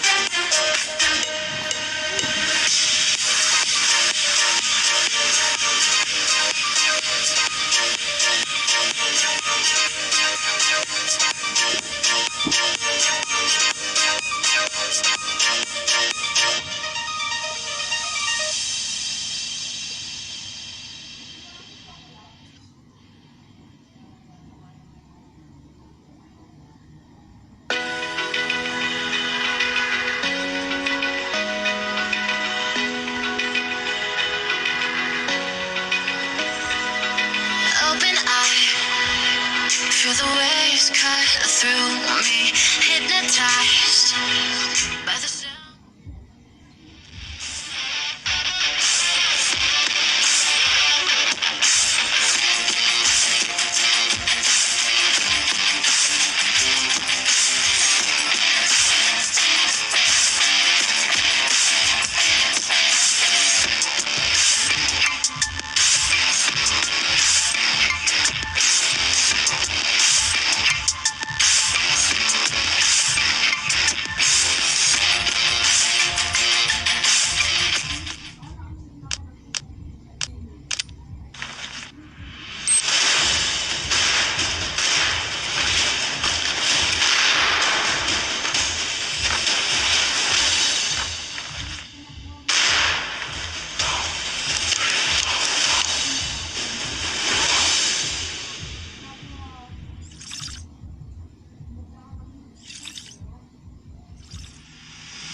It's amazing how much I love betting on esports. It's so cool. What's even better is when I can use Cash Out. Wait, you didn't know about Cash Out? Cash Out is when you can get your stake back even when your bet is going against you. Just one hit and your money is safe. So go to Loot.bet to cash out now. Welcome back. We now dig our teeth into a third map that I don't think anybody was expecting to see between these two teams. Hard Legion and AGF going to Overpass as a decider here. I think Hard Legion have the odds to take this one over the top. If AGF are going to win this, I think TMB has to be that massive win condition. He has to be the player to fire on all cylinders. He's been a fairly consistent player over this series with decent numbers over Dust 2, but not world-beating numbers that we saw on Inferno just over an hour ago. All those flanks, all those all-important impact frags. He needs to be that player for AGF once again if they're going to ascend it over the top rope for this third and final map to get 2-1 in this Swiss system. I don't think anybody was expecting a third map here, Flakes, but we've got it anyway. Yeah, I don't think anybody, to your point, was expecting to see it, were they? It was just been a best of three that's caught everybody by surprise. Second map was a bit more of the normality I think we all were looking for, just to slightly more one-sided, and also I think exposing AGF's flaws slightly is that they lost a lot of that fragging power that we saw in the first map. We saw regularly, even players like TMB whiffing shots that most would say are probably quite simple at this level of Counter-Strike. So hopefully they find their footing again and find that confidence, and we can start to see them frag out a little bit more like we saw on map 1. Otherwise map 3 here will likely conclude very quickly and very similar to Dust 2. I think confidence is a massive word and a massive theme to go for AGF. Hugely important getting into this one. They've got to have that flair, especially on their CT side. They've got to be prepared to take risks, go for stacks when it really makes sense and matters. They will get that CT side again. I can't see them picking T against Hard Legion at this attempt, and this is where the pressure is all on them. That's 3 knife round victories in a row for AGF, so 3 favourable sides. Winning that, there's obviously high variance going into those knife rounds, but coming out on top, which often feels to be the first stumbling block that a underdog team has to overcome in a series is, yeah, right, we're the underdogs, and now we've also got to play on our worst side of a map that we're not massively comfortable on against maybe a favourite here who are incredibly comfortable on this. Of course, this third and final map of the day is a map that Hard Legion are going to be feeling great about. They let Overpass slip through into the third map in many a series. They've got a positive win ratio on it, 12 wins and 10 losses. Looking to extend that to a 13-10 stat line right now to get that 2-1 Swiss system ranking, to get that series to play for a spot in the playoffs. Of course, being 2-1 gives you a free series. You're allowed to at least lose another one. Swiss system's very simple in its makeup. You win 3, you go through. You lose 3, you go home, or you stay home. In this tournament, of course, you're playing from your bedroom most of the time, or your kitchen. I guess a couple of players play from the kitchen. Could be playing from a gaming house, you know. It's an interesting world nowadays, that's for sure, as the duels come through towards long and it's that potential for fair. But at the end, the T-side do come out on top here, creating a 2v2 and ultimately getting long control as well. This opens up the easy A-side play. AGF can opt to early rotate here, but they seem a little undecided. Instead, they'll send Netric down connector just to push, look for the information, the guarantee. Unfortunately means that rotate becomes even longer as he moves further away, quite literally the opposite end of the map.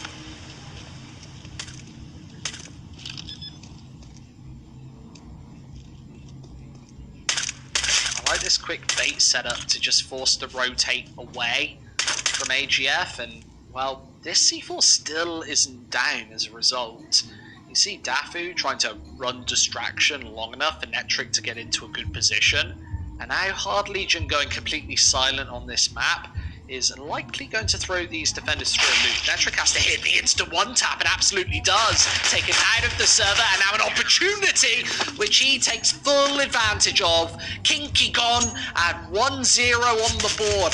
Another pistol going AGF's way. And it felt like Hard Legion definitely had the advantage right there. They were fairly aware where this rotate was coming through. Well, maybe Crad wasn't. He sort of just springed into it. Should have been maybe slightly more aware there. And Kinky just unable to connect with the shots. AGF, is this 4 out of 5 pistols that they've won, and that they were able to take? In fact, no, wasn't it Hard Legion that took both pistols on Inferno? AGF took both pistols on Dust 2. That made it pretty interesting. And likewise, I think they had similar on Inferno as well. If I recall, they've been pretty good with the pistols in general, to be honest. Really interesting, and that can often be a difference maker in a series like this. You see, just slamming down against these pistols in round number 2. This was a fairly hefty investment from Hard Legion, but that jump catches Dafu off guard as TMB also gets shot right between the eyeballs. Here, Hard Legion, an opportunity.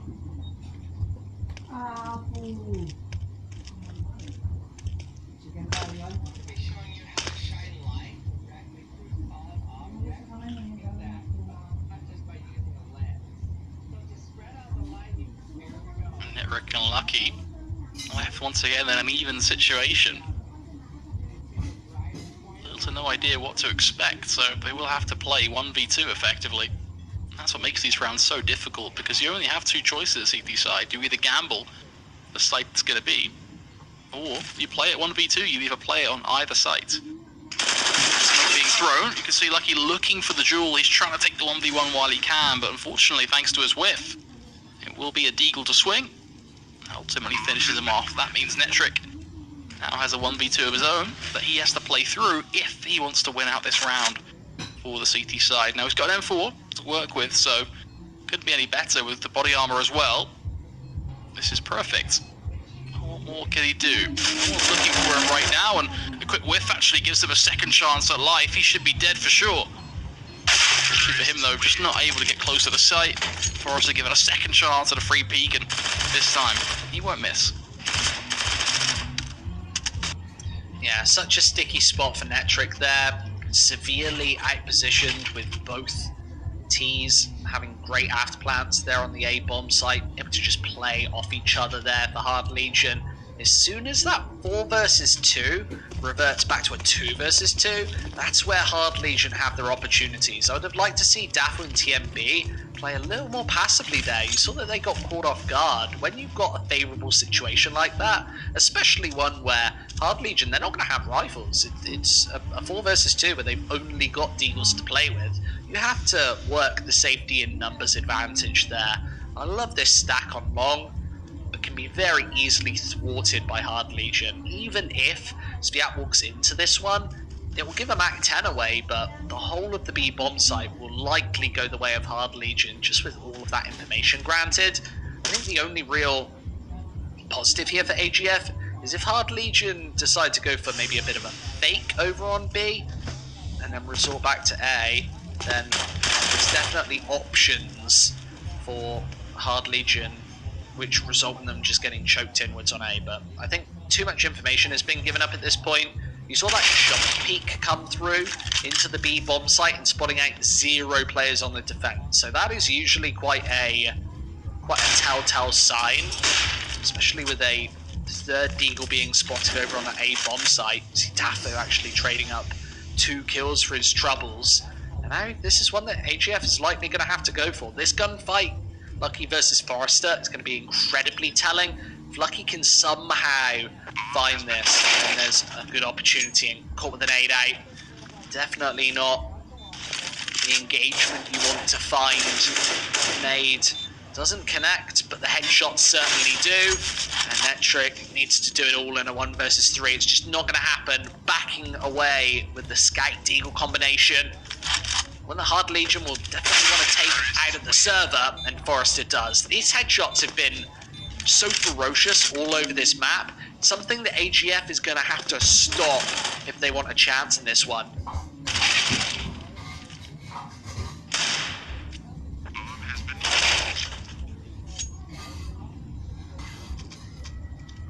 It feels very reminiscent, actually, of the start of Dust 2, to be honest.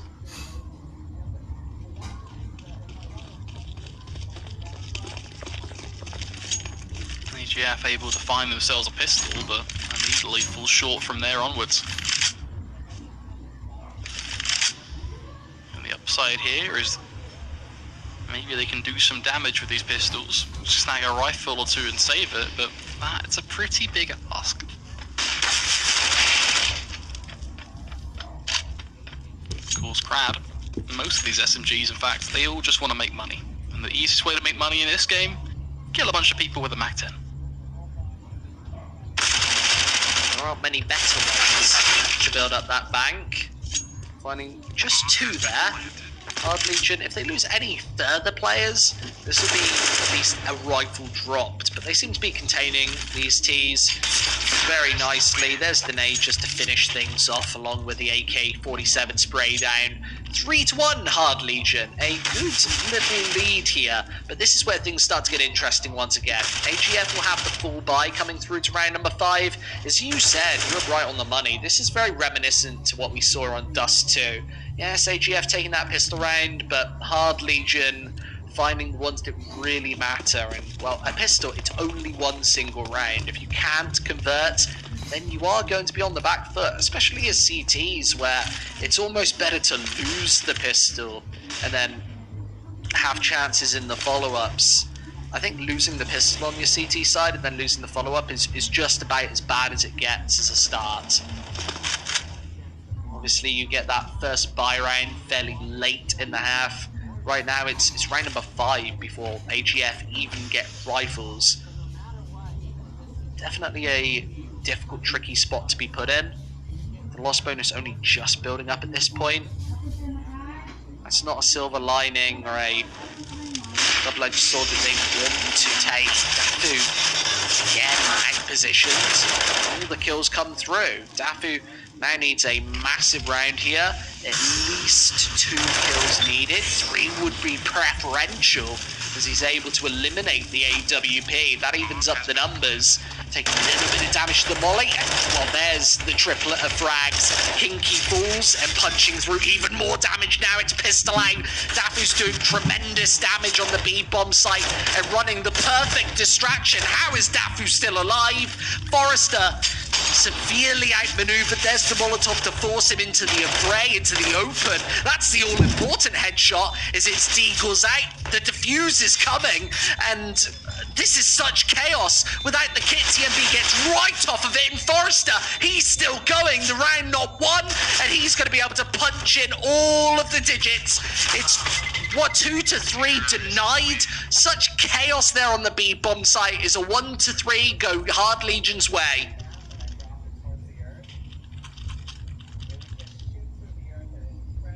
That's absolutely insane. What a round to lose. Hard Legion making a huge play stick. And again, it's reminiscent of Dust 2, isn't it? This is the runaway train of Hard Legion right now, except it's just a lot earlier than what we saw in that second map. Already 4-1 up here, likely to go 5-1 as well. Squid, this is looking like what we expected to see early on. We now have to ask the question, and we will continue to do so throughout this half. Was the first map just a fluke? Was it just a great performance on Inferno? That's definitely a question that is reasonable to ask at this point. Of course, TMB was that X factor, and you can't expect him to pop off every single map. I think in terms of what we've seen as well, TMB is a player that we're not even really looking too closely into.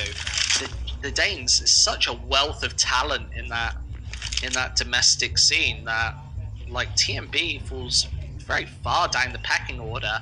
Those occasional maps aren't even good enough to bag yourself a shot on a roster like Heroic, the old, just going to be the Fun plus Phoenix roster before all of those shenanigans. It's certainly not a good enough performance to mount yourself onto the likes of Astralis, even with the issues that they've been undergoing right now. So yeah, he's somebody that's not even really massively talked about in this scene. And maybe it's due to that consistency. Yeah, he can consistently be a decent player, but at this level, that's just not enough to bag yourself the big time, the big shot.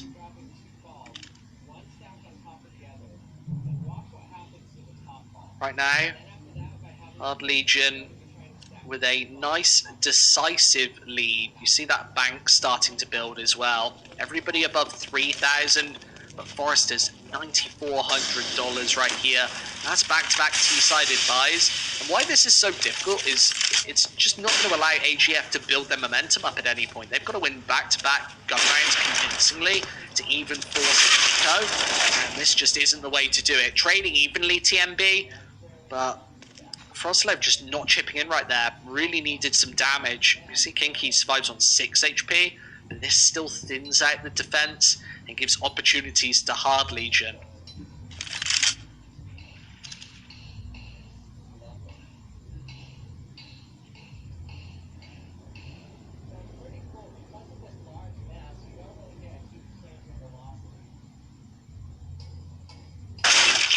Dafu.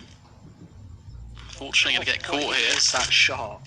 What universe do you have to be from to hit an AWP shot that quick?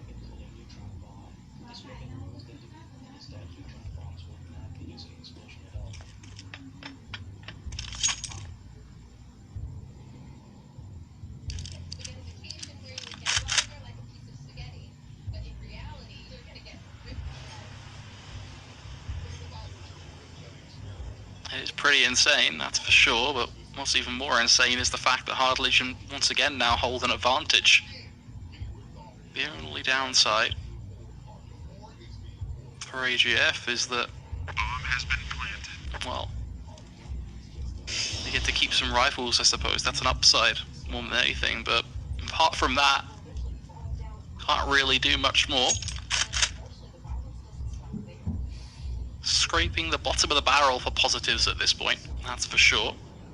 6-1, what a scoreline. Hard Legion, incredible T-side so far. You're right, this is the bottom of the barrel. They have to get the scissors out to get the last remaining toothpaste out of the packet at this point. Because 6-1 down, your economy, absolute shambles. Now that loss bonus is going to be fairly decent, but it doesn't put them in a position to get a necessarily decent buy. 2 rifles carried through. It's amazing how much I love betting on esports. It's so cool. What's even better is when I can use Cash Out. Wait, you didn't know about Cash Out? Cash Out is when you can get your stake back even when your bet is going against you. Just one hit and your money is safe. So go to Loot.bet to cash out now. Right now, this is the one that matters. If AGF are going to have any way back into this half, it really has to be right here, right now. Giving Hard Legion that 7-1, possibly even an 8-1 advantage to start is just a heartbreaking scenario after such a dominant win on Inferno just a couple of hours ago now. TMB Zorp seems to be the most consistent player on this AGF team. I think he's the one to watch out for Hard Legion, but they are doing a fairly decent job at just neutralizing the impact that he's having. Whereas on Inferno, we saw quad kills, massive triples. On Overpass, he's finding 1 or 2, which puts the omen on his teammates to step up, and ordinarily that just hasn't been happening. I love this boost. It obviously gives Forrester such a vantage point onto the B bomb site. He spots that there's not a single defender over by the barrels position. Knowing that AGF is playing up close and personal, this is where I'd love a couple of HGs to be in play for Hard Legion, and them to go for that stack towards the boost spot, towards Monster. But yeah, those names are also flashes and molotovs, and this time it works out. Catching lucky reloading means an open B bomb site, and Dafu has to do it again. He's been put in so many tricky spots where he has to hit 2 frags, otherwise it's all over. This time a little bit of support from TMB, but how much is he going to have to work with? The smokes go down and away, and Dafu right over the top, caught off guard. Forrester more than ready for it. Maybe not ready for Forrester there, and isolates Forrester once more into this 1v2 scenario. The AWP, maybe not the best weapon to have in this scenario, but how many quick shots is TMB found this map? It has to be another one right here, right now. This is where the star power comes into play. And with the defuse kit as well, he's going to get right onto this one. Forrester forces him off that defuse. That is genius. He's completely outplayed TMB. He was just made to look silly on the B-bomb site. He has to run away with this AWP right now. And it's round over. He's just done enough damage through the woods to get the kill. That is so sad. That's insane. Really well played as well, using the flashbang to bait the peek from AGF there as he's on the bomb. Doesn't actually take the draw himself, so he puts himself at no risk. You just couldn't play that any better. You literally could not play that any better. A class act. Hard Legion 7-1 now. This is just getting worse and worse, isn't it? Yeah, Forrester's obviously been taking acting lessons. That fake was perfectly sold. You saw as well, just to add to it, the flashbang comes through, and obviously TMB hears all of the footsteps. He's absolutely pegging it towards that B-bomb site. Just before he hits the corner, nah, I'm going to backtrack. I think I've done enough. I think I've sold it. And when you've got a bomb with only 10 seconds left to tick, it's pretty much a guaranteed round as soon as TMB releases E. At least that's what my diffuse key is. I think that's pretty standard. I never really know because my binds, I'm left-handed, are super weird. I use space to walk. I use left shift to jump.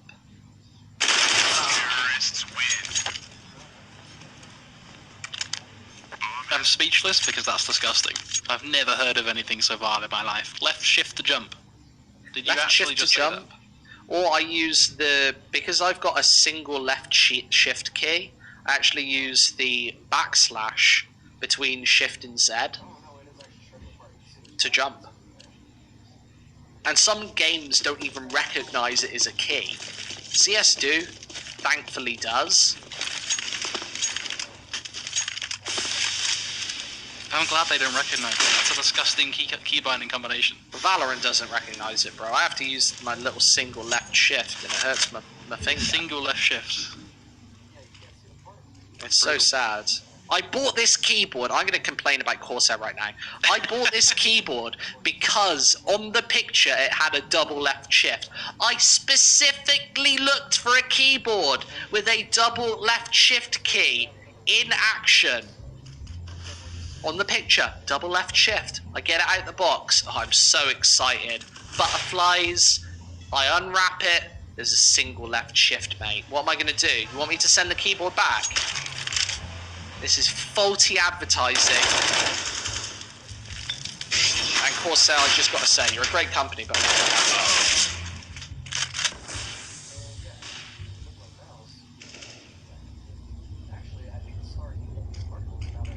Well, at least... Yeah, why is it always me as well? It's always me. I'm always the one who does something like this. I'm the guy who leaves my keys. Dude, come on. Come on, Corsair, you can't be doing it like this. Well, at least you put it all out there now. Your grievances have been aired. No, I've put it all out there. And if there is a representative from Corsair watching, I am sorry for trashing you on broadcast, but if you want to send me a free keyboard anyway, and it has a double shift key specifically, if you want to send me a single shift keyboard, just keep it. I don't want that, but double shift key, I'd be very happy. And I'll even give you this old manky keyboard back. You can have it. But it is manky. It is mank, mate. I was going to pay somebody £5 to clean it for me.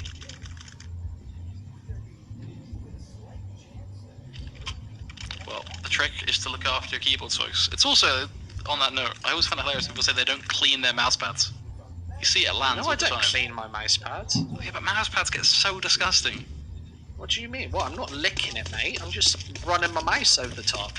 Over a couple of years of daily Counter-Strike play, a mouse pad needs a bit of TLC. I have two mouse pads stacked upon each other. You're a typical Counter-Strike player then. There we go. That's exactly how to do it. It's always the Steel Series QCK Heavy with the Zowie GSR on top. That's pretty much the standard setup right there for most. I've got a Razer Gladius down below, and just some random HyperX mouse pad on top. Perfect setup. Perfect. Boom. Done. Boom. Talking of perfect setups, it's 9-1 and probably about to be 10-1. I mean, this is just looking like destruction at this point.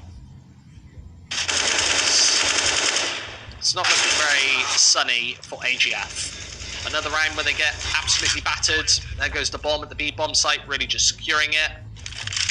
Absolutely going to be double digits right now. TMB shouldn't even be going for this one, just keeping alive the AK-47, giving them some semblance of a buy in this next round. Or some... It's obviously advantageous to have this AK-47 at all times. Obviously you can't buy one as the CT Force. I don't know what the point of that one was. Hard Legion are very likely going to wrap in. There's still 10 seconds left to tick on this bomb, and then a couple of seconds after round time. Yak's going to keep him from the rear. You see that engagement also just taken perfectly. They don't want an AK in the hands of AGF in this 12th round, especially in the hands of TMB. Get rid of it. Let's go for him. And absolutely pays off. 10-1.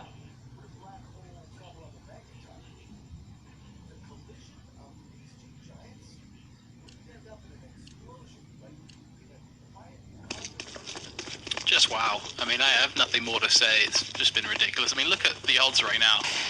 10-1, quite literally. It's like Loot.bet looking at the score and going, yep, makes sense. That's about right. About right. Take that. At least here they might get caught off guard. Very aggressive CT side play this time around as Frostlev goes flying down mid. Gets two for his troubles. I'm surprised that we haven't seen more of this aggression from AGF. It paid off on Inferno. It felt like as soon as that pistol round occurred, way earlier on Dust 2, where TMB was caught off guard, that's really been the last of the CT aggression that we've seen from AGF since then. TMB, like this next round that they're taking, it's only a single second round, but it's all off the back of his AWPing. It feels like every time AGF do anything, it's off his back.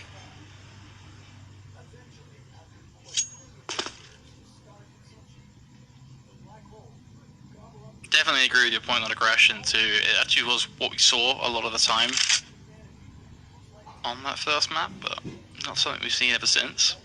At least here, it's not going to be no longer a 10-1, right? I highly doubt Fiat is going to be given a 1 versus 4. Here's the first. Does it all begin here? Surely not. Oh, the orb's there. Oh my goodness. It's going to happen, isn't it? I can just see it. I can see it unploding right in front of my eyes. Okay, now he knows where that one player is on the site. Molly will come through. He knows he's banged. He's going to molly him off, go for the plant. That would be simple play. Smoke off, plant down. Knows the second player rotates in through either dumpster or bank. That's likely confirmed now through the spray, through the smoke, as he can see the 2 different weapons going for the spray. Dances on a round. He's got himself towards dumpster. This is huge. Just spotted at a moment's notice, but still standing. Molly comes through, takes the jewel. Not able to make it stick in the end, but that was bloody close.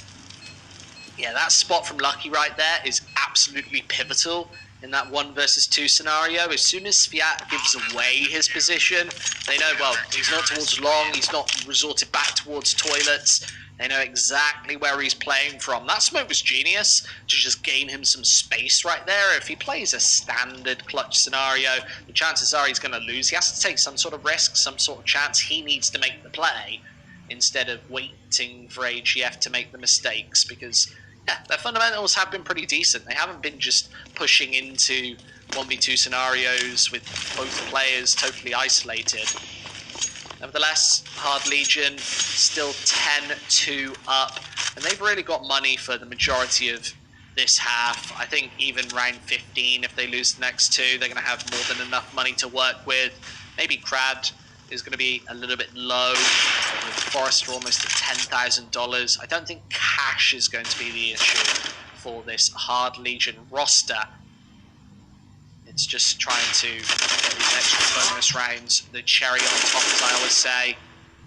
A little bit of cream on top. The cherry, chocolate sprinkles, hundreds and thousands.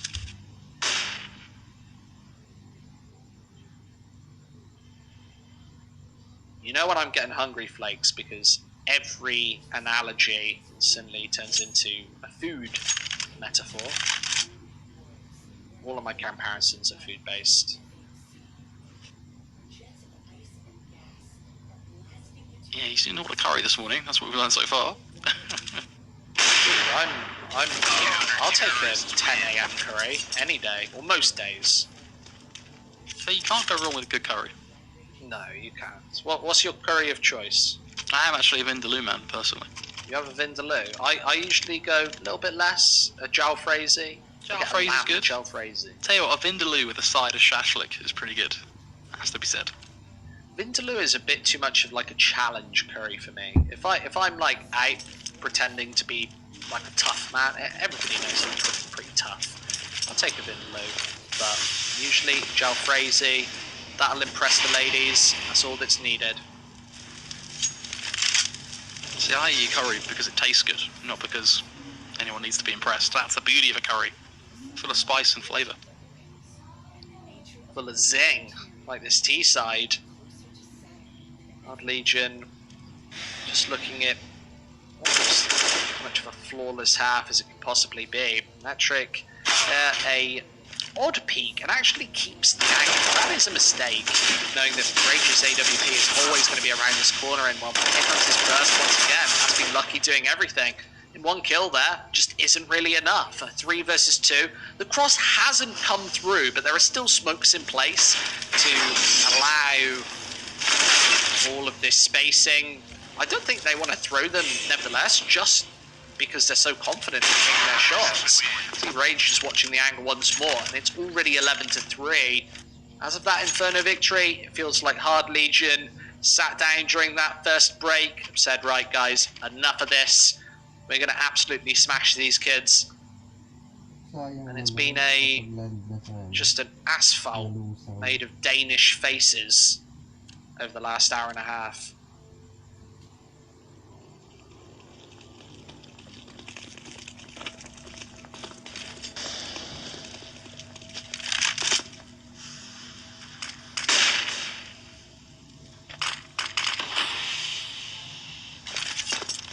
They call that Aryan asphalt.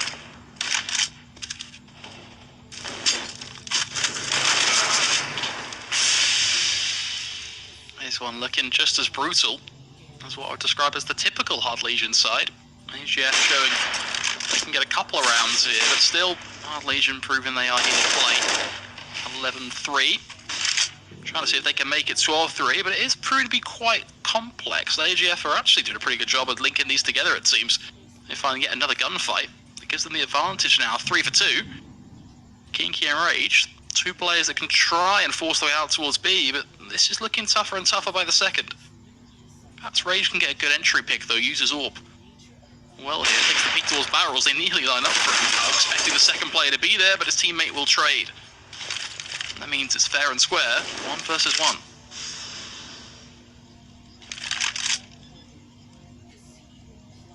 Bomb has been planted.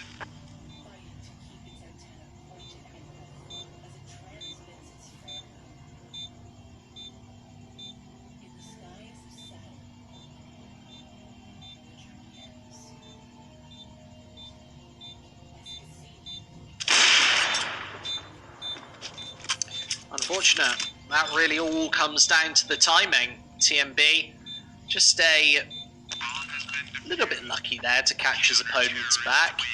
No real aft plant spot though, and well, that's at least one more round for the side of AGF. TMB having a couple of issues at closing out some of those clutch scenarios. We saw him lose a previous 1v1 on the B bomb site, but really can't criticize him. He's 16-2 right now. Not having, as I said earlier, that world-beating performance that we saw on Inferno, but nevertheless, still top of the charts. I feel like he massively outranks the team that he's playing with here. You see Netric, 4 kills. That's a really weak CT side. You saw him make a couple of mistakes, just a little over-aggressive against the AWP outside that B bomb site. He, a lot of the time, I hate to say it, but was the first player getting picked off many a time. Albeit 2 of his teammates, Lucky and Frozlev, not really doing much worse, and that's, or not really doing much better, I should say, not doing any worse, and that's disappointing. Frozlev had a really big map earlier on Inferno, and as of that point, he's just gone a little bit quiet. Over the course of this series, he's averaged out to 37-26 over Inferno in Dust 2, but the majority of those frags were actually on that first map of the day. And even if those numbers weren't anything special, the impact that he had certainly was. And 20 kills on Dust 2 as well. So really decent stuff over the course of this series, but he's just gone quiet in this third and final map when he's really been needed, like sorely needed. 11-4, that's a really poor half. I think that's what we would be expecting against a team like Hard Legion. But after that Inferno performance earlier on, you've got to give them a little bit of equity. And yeah, that raises the expectations for the further 2 maps. If they get absolutely slaughtered on Inferno, we're expecting the same in Dust 2, and it's not so much of a surprising result. And it's certainly not as much of a disappointing result.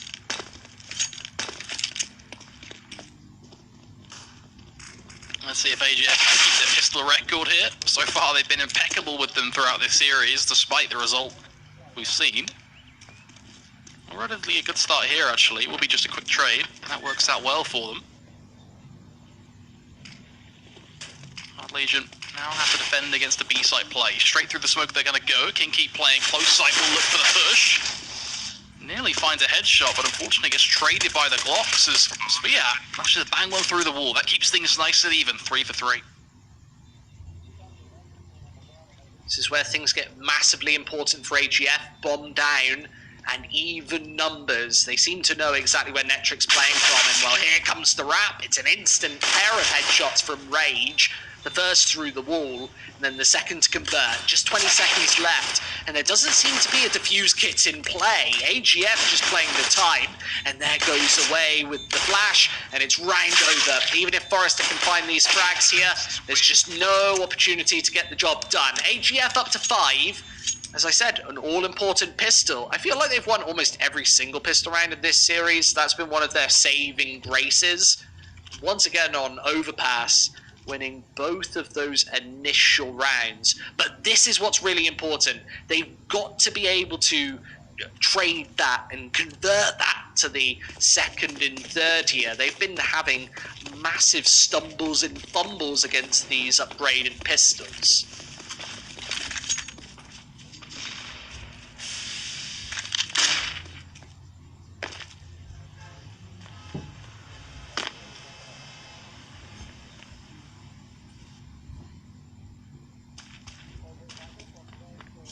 Just a handful of deagles and whatnot in play now for Hard Legion. As you say, once again, it is that fumble.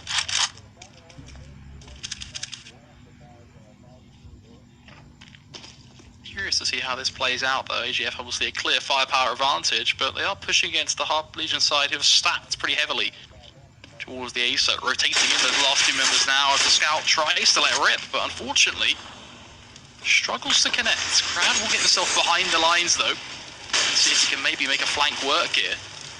Push comes through, Deagle goes, there's one in the bag. Already the trade's coming through though, and they're struggling to connect. It's so unfortunate. They're in good positions, but not able to do anything with it.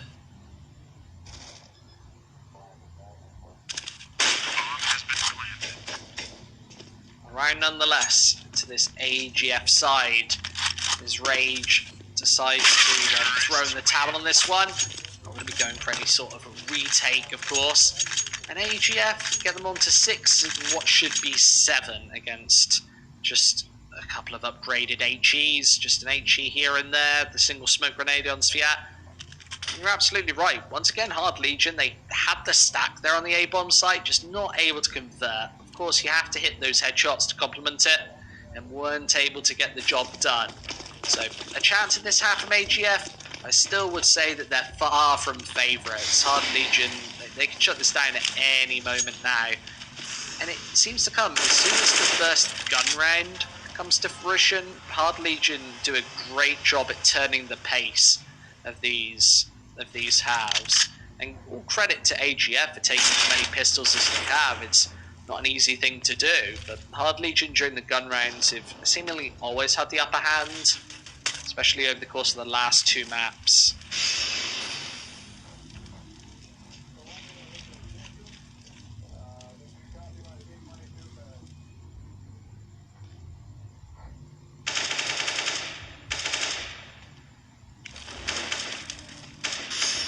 Patiently watching AGF though on their T side, really curious to see if they can make anything from this. Look at those nades as well.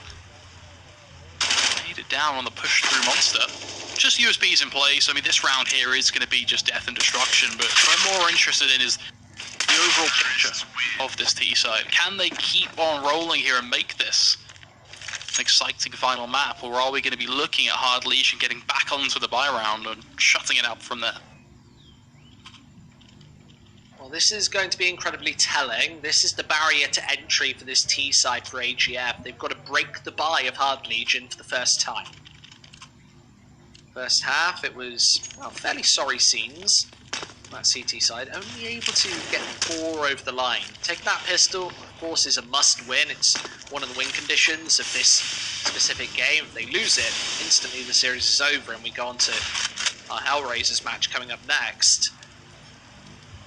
This is where we'll see what AGF are made of when the going gets tough.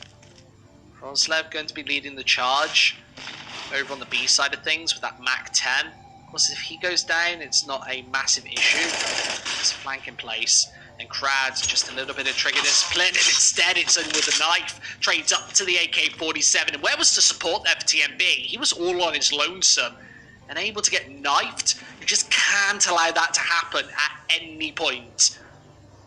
And especially TMB, how much of a mental factor is that going to have? Just thinking, oh man, I pulled these guys out of the mud this series, and there's just no support there. Now AGF are going to have to do everything without him, and Hard Legion, can Krad neutralize the long prong of this push? If he does, it's pretty much round over. That aggressive angle is going to be the difference maker. It's an instant victory towards that side of the map, and AGF is stuck 6 feet under.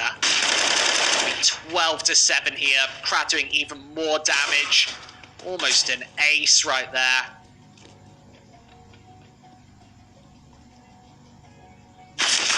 possible. 12-7 is Hard Legion. They do it again. As soon as they get those rifles in hand, just the confidence to have to go for this sort of a play. Crab, remember, he's in the middle of nowhere. He can be spotted from so many different angles, and he manages to convert it to a quad kill as well. That's just a sensational round from him.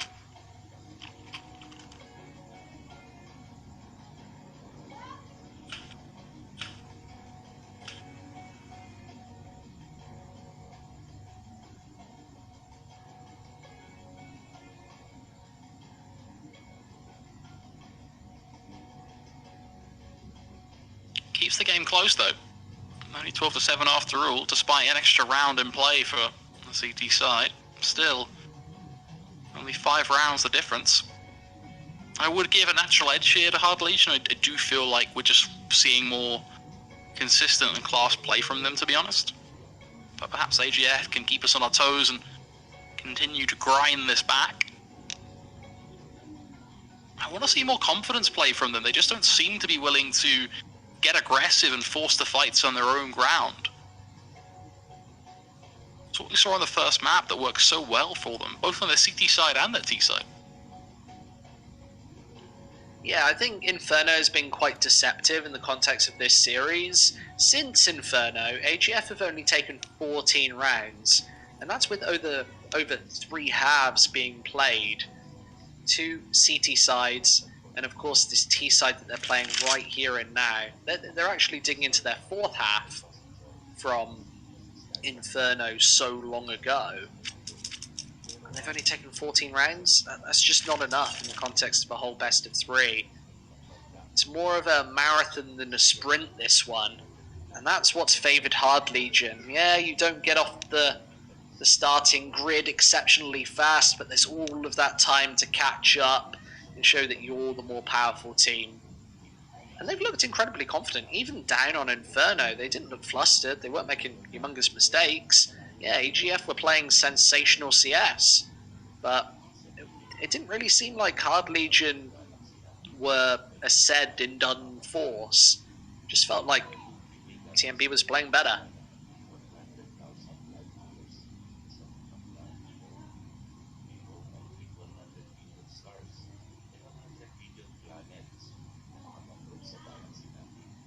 Slightly more extended pause here though, we'll give them at least time to think.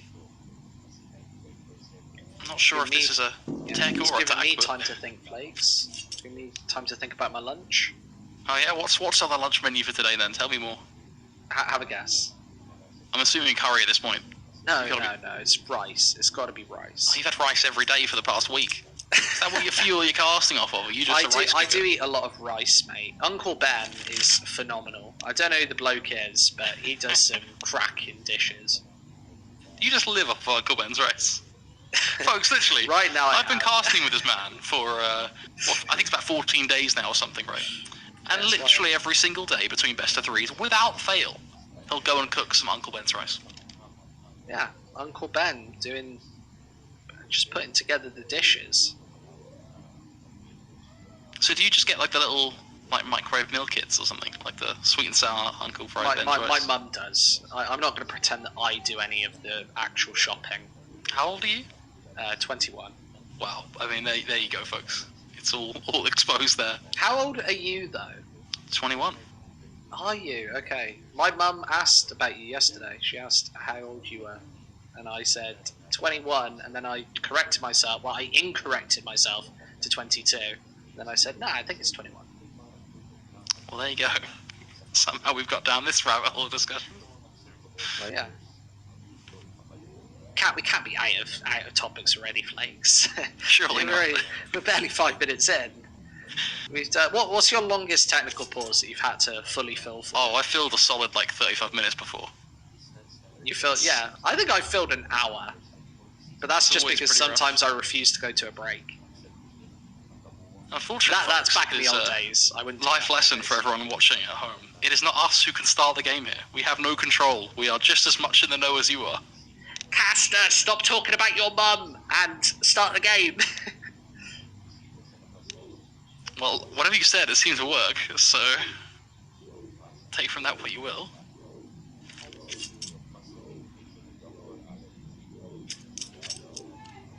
time to kick things off again.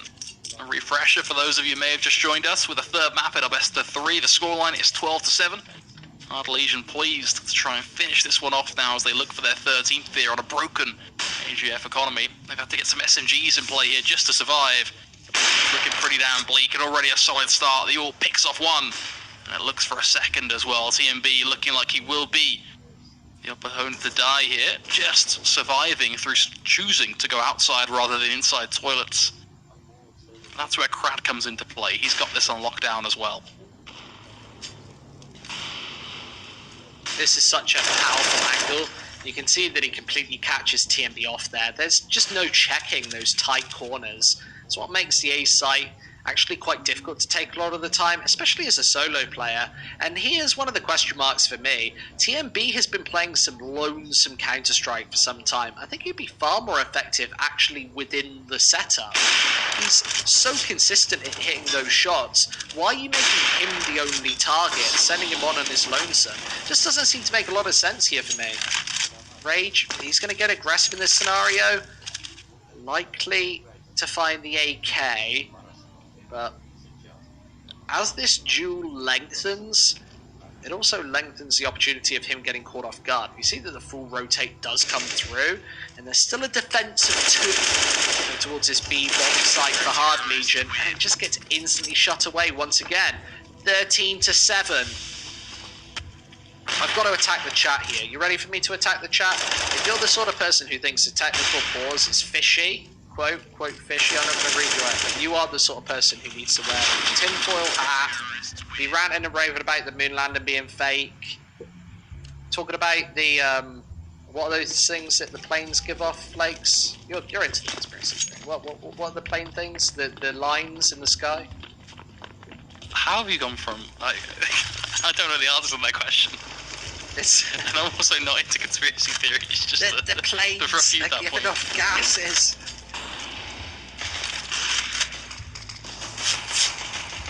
I don't think it's specifically fishy, especially when we come out of the tech pause and exactly the same thing happens. There's been no change of pace in this one. Hard Legion dominating since the start of that second map, and AGF stuck in a really deep hole. 14-7 here before what looks to be the end of this one.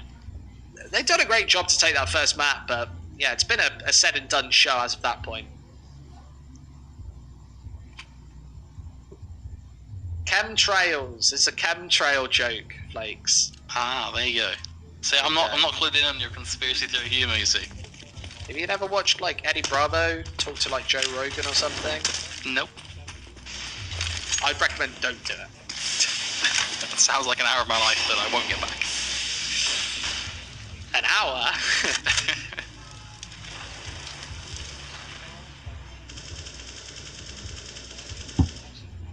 A week of your life that you won't get back. It's a week long. Sweet. There are a lot of conspiracy theory podcasts out there. Why do you think people are so into it? You can just consume content forever. There are people who just go down into their basement, they put the VHS on, and they start watching videos about aliens, about chemtrails. Everybody has the right to the Clintons consume the content they want to consume. We're a judgment-free zone. We're just here to watch some quality Counter-Strike. Dovetail my way out of that discussion. No, fair play. I'm not going to judge anybody for the content that they consume. 14-7. And a 4v4 scenario with AGF not really into any of these bomb sites right now. They're stacked outside of B. I think the only saving grace is they've got TMB right towards the back of this A bomb site. They need to rotate right now. There's enough time on the board to get this job done, but AGF is staying put. And this is such stubborn Counter-Strike. It seems to be paying off and panning out. As Crad, he does drop that bomb, knowing exactly where TMB is holding from. He spots the jump and now needs the headshot, and he just finds to spray away. 15-7. Some stubborn play gets punished from AGF right there. They should have went for that rotate so long ago. And are they mentally breaking? It does look like the beginning of the end. And look at those entry kills from Crad. Far and away the best player on this final map of the day.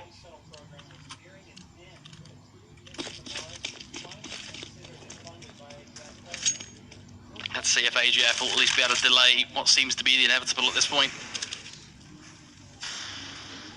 They have had a stellar map 1, but unfortunately that seems to be all. And we've seen them do this in the past as well. They have been able to sneak a map off someone every now and then, but winning the series, that's a whole different question and equation today that they unfortunately won't come out on top of.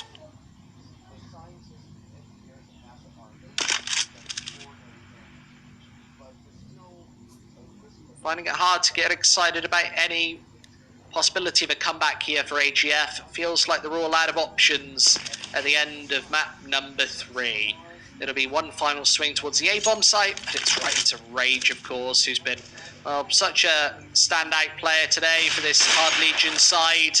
Missing that first fully blind shot, and there's a leg to try and finish it off, and it's, wow, Crad once again, all 5 to finish, 16-7, definitely my MVP right there. Definitely something to get excited about as of the Inferno performance. I'm interested to see how this AGF squad fares against one of the lower rosters, but Hard Legion push it 2-1. We've got another series coming up. It's Hellraisers in Fate. Stay with us, because we'll be right back.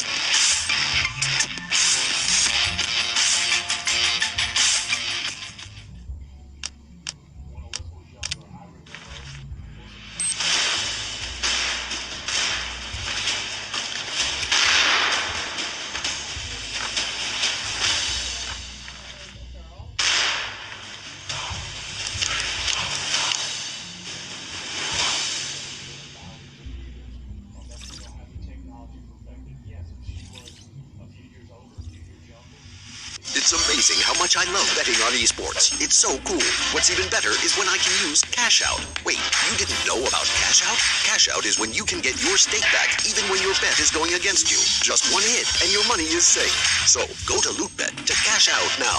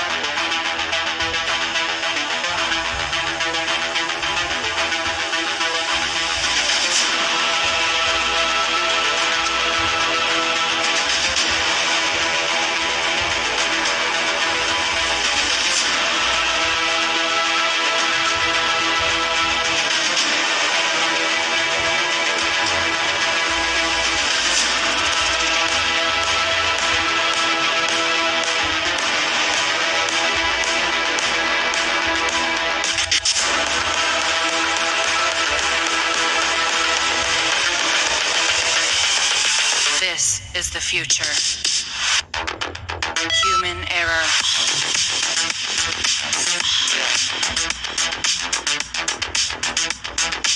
Evolution.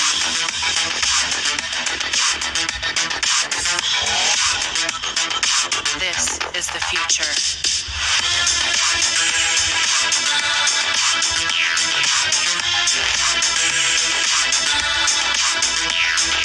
Evolution.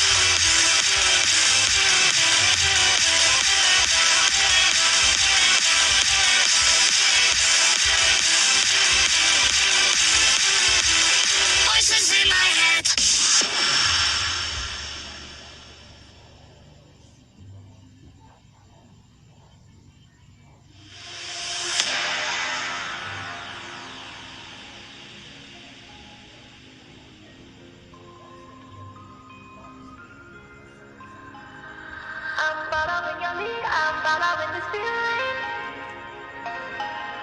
I'm conquering this fear. I'm moving through the ceiling. I'm following your lead. I'm following this feeling. I'm conquering this fear. I'm moving through the ceiling. I'm following your lead. I'm following this feeling. I'm conquering this fear. I'm moving through the ceiling. I'm following your lead. I'm following this feeling. Conquering this fear. I'm moving through the ceiling. Through the ceiling.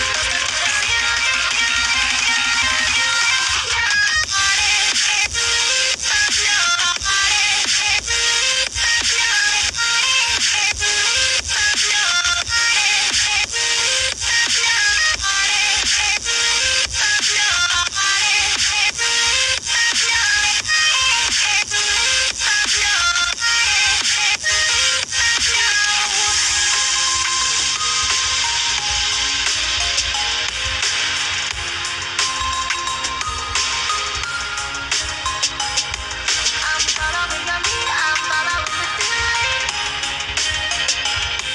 I'm conquering this fear. I'm moving through the ceiling.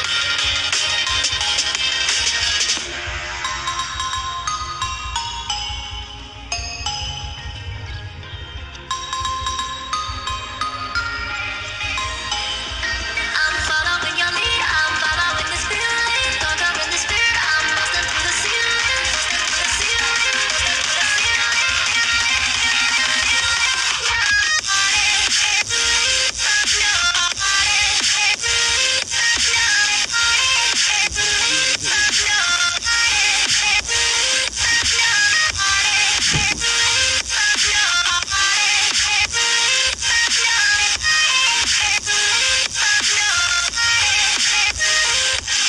I'm following your lead. I'm following this feeling. Conquering this fear. I'm moving through the ceiling. Following your lead. I'm following this feeling. Conquering this fear. I'm 1, 2, 3, go.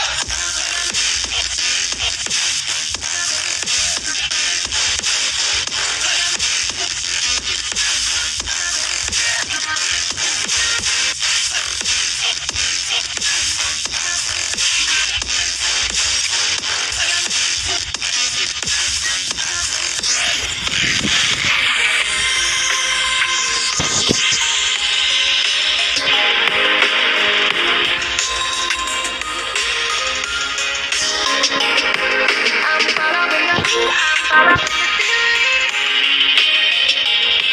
I'm conquering this fear. I'm moving through the ceiling.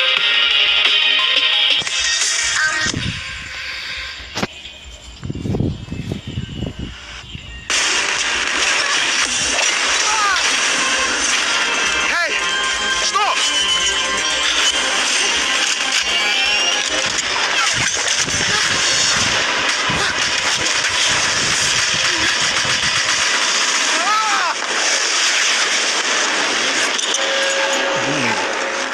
I'm going in. CSGO. 미안해서 어쩌나?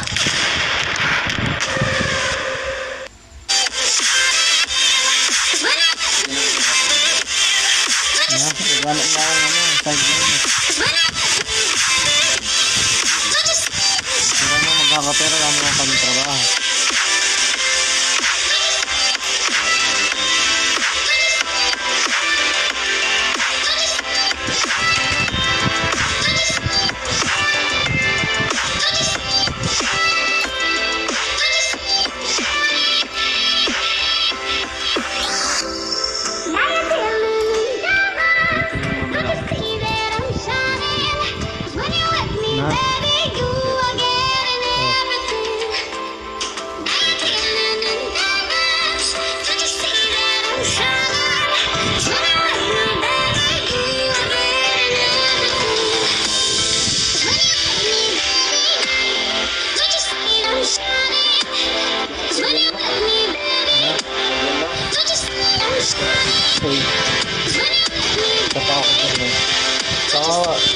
Marami na nila doon. Tingnan mo sa ano pa ako doon. Sa ano? Paano pag nag-aaral na ako? Oo nga, nagre-requirements din ako. Di nga, magre-requirements sa ulit nung pag nagpa-play ako din. Di sa Benga. Gaya ko sa Jollibee, magre-requirements ko ako. Ang hinahalo kasi doon, malo ng 1 month lang pala. Meron na kami trabaho.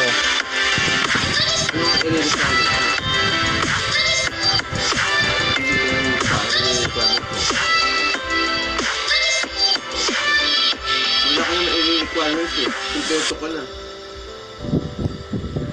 Paso din naman na yung mga ano mo. Bet, nagre-renew ba ng health? Nagre-renew ka sa Jollibee? Hindi ah.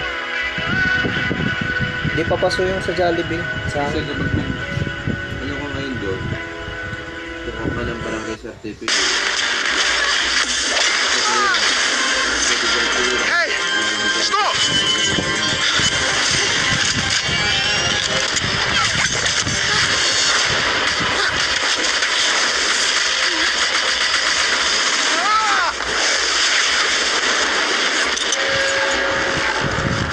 I'm going in. 미안해서 어쩌나?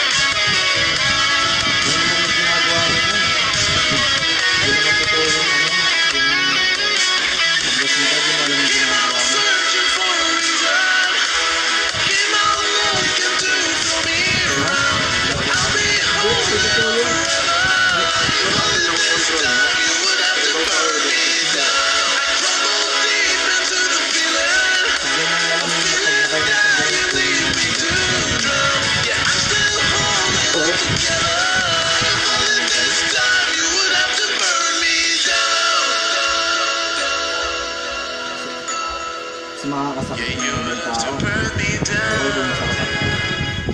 Hindi naman tayo sa ekbo ng mga pamilya.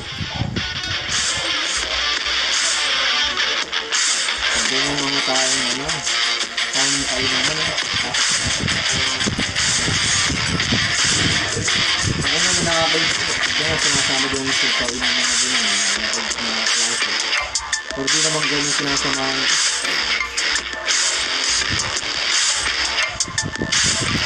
Sabi yung ano, delikado. Nakakahanap ko ng gulo. Lalo na paman din dito sa Pampanga, takaw gulo din. Mga hindi nagpapatalo yung mga tao.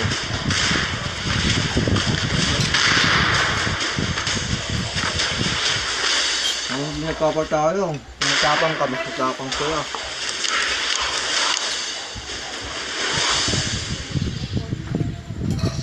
Pag wala nang nanood, patayin ko na. It's amazing how much I love betting on esports. It's so cool. What's even better is when I can use cash out. Wait, you didn't know about cash out? Cash out is when you can get your stake back even when your bet is going against you. Just one hit and your money is safe. So go to Loot.bet to cash out now. Hello and welcome everybody. Match number 2 I should say. Start off on the right foot. Fate versus Hellraisers taking the centre stage for this one. And I've got to say before we start, I don't really know where to go with this series. Fate and Hellraisers, two teams who I would say who have been quite underwhelming over the course of the last couple of weeks. You look at the results, Hellraisers handed a loss by AGF. You saw AGF just have a fairly decent result against Hard Legion right there, but then Sana kaya scandal ako. Pag nabato ko yun, pag namatay ko.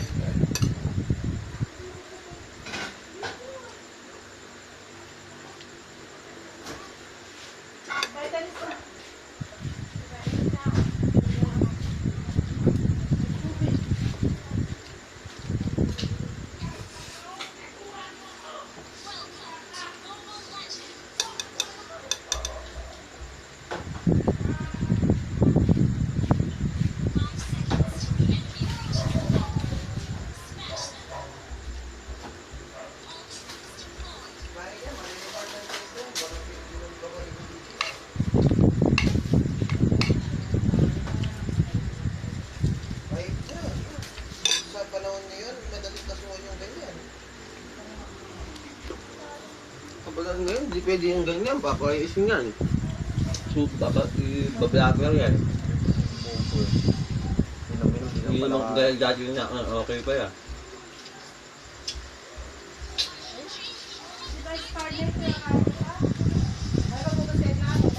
Dapat di siya umiinom pag ganyan. Pag alam niyang ganyan siya pala malasing.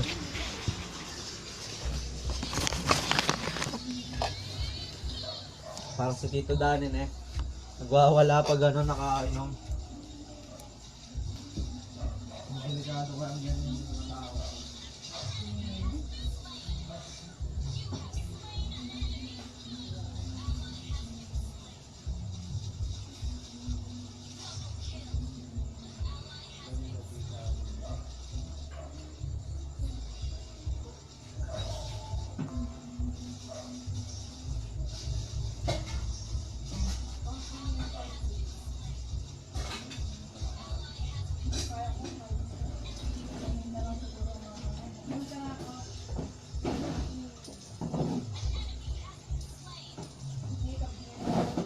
Ba, saan yung chocolate ko?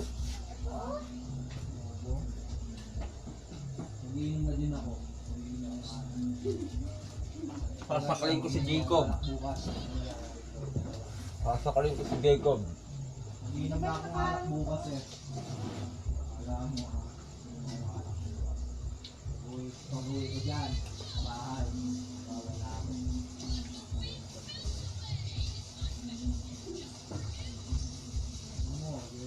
Lalo ko na.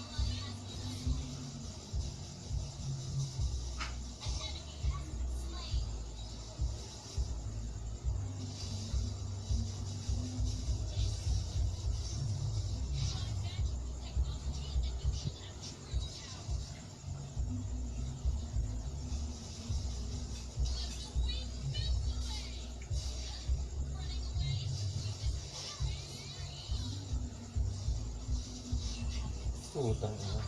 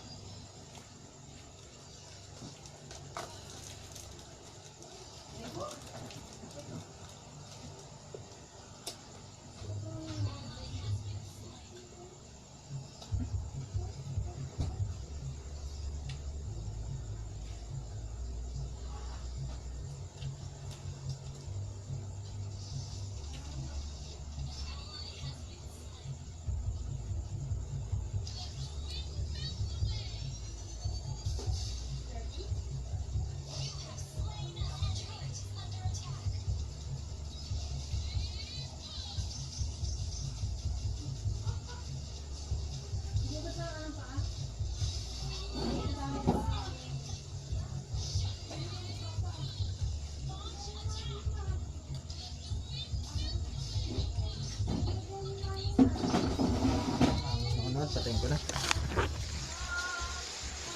Okay na yan.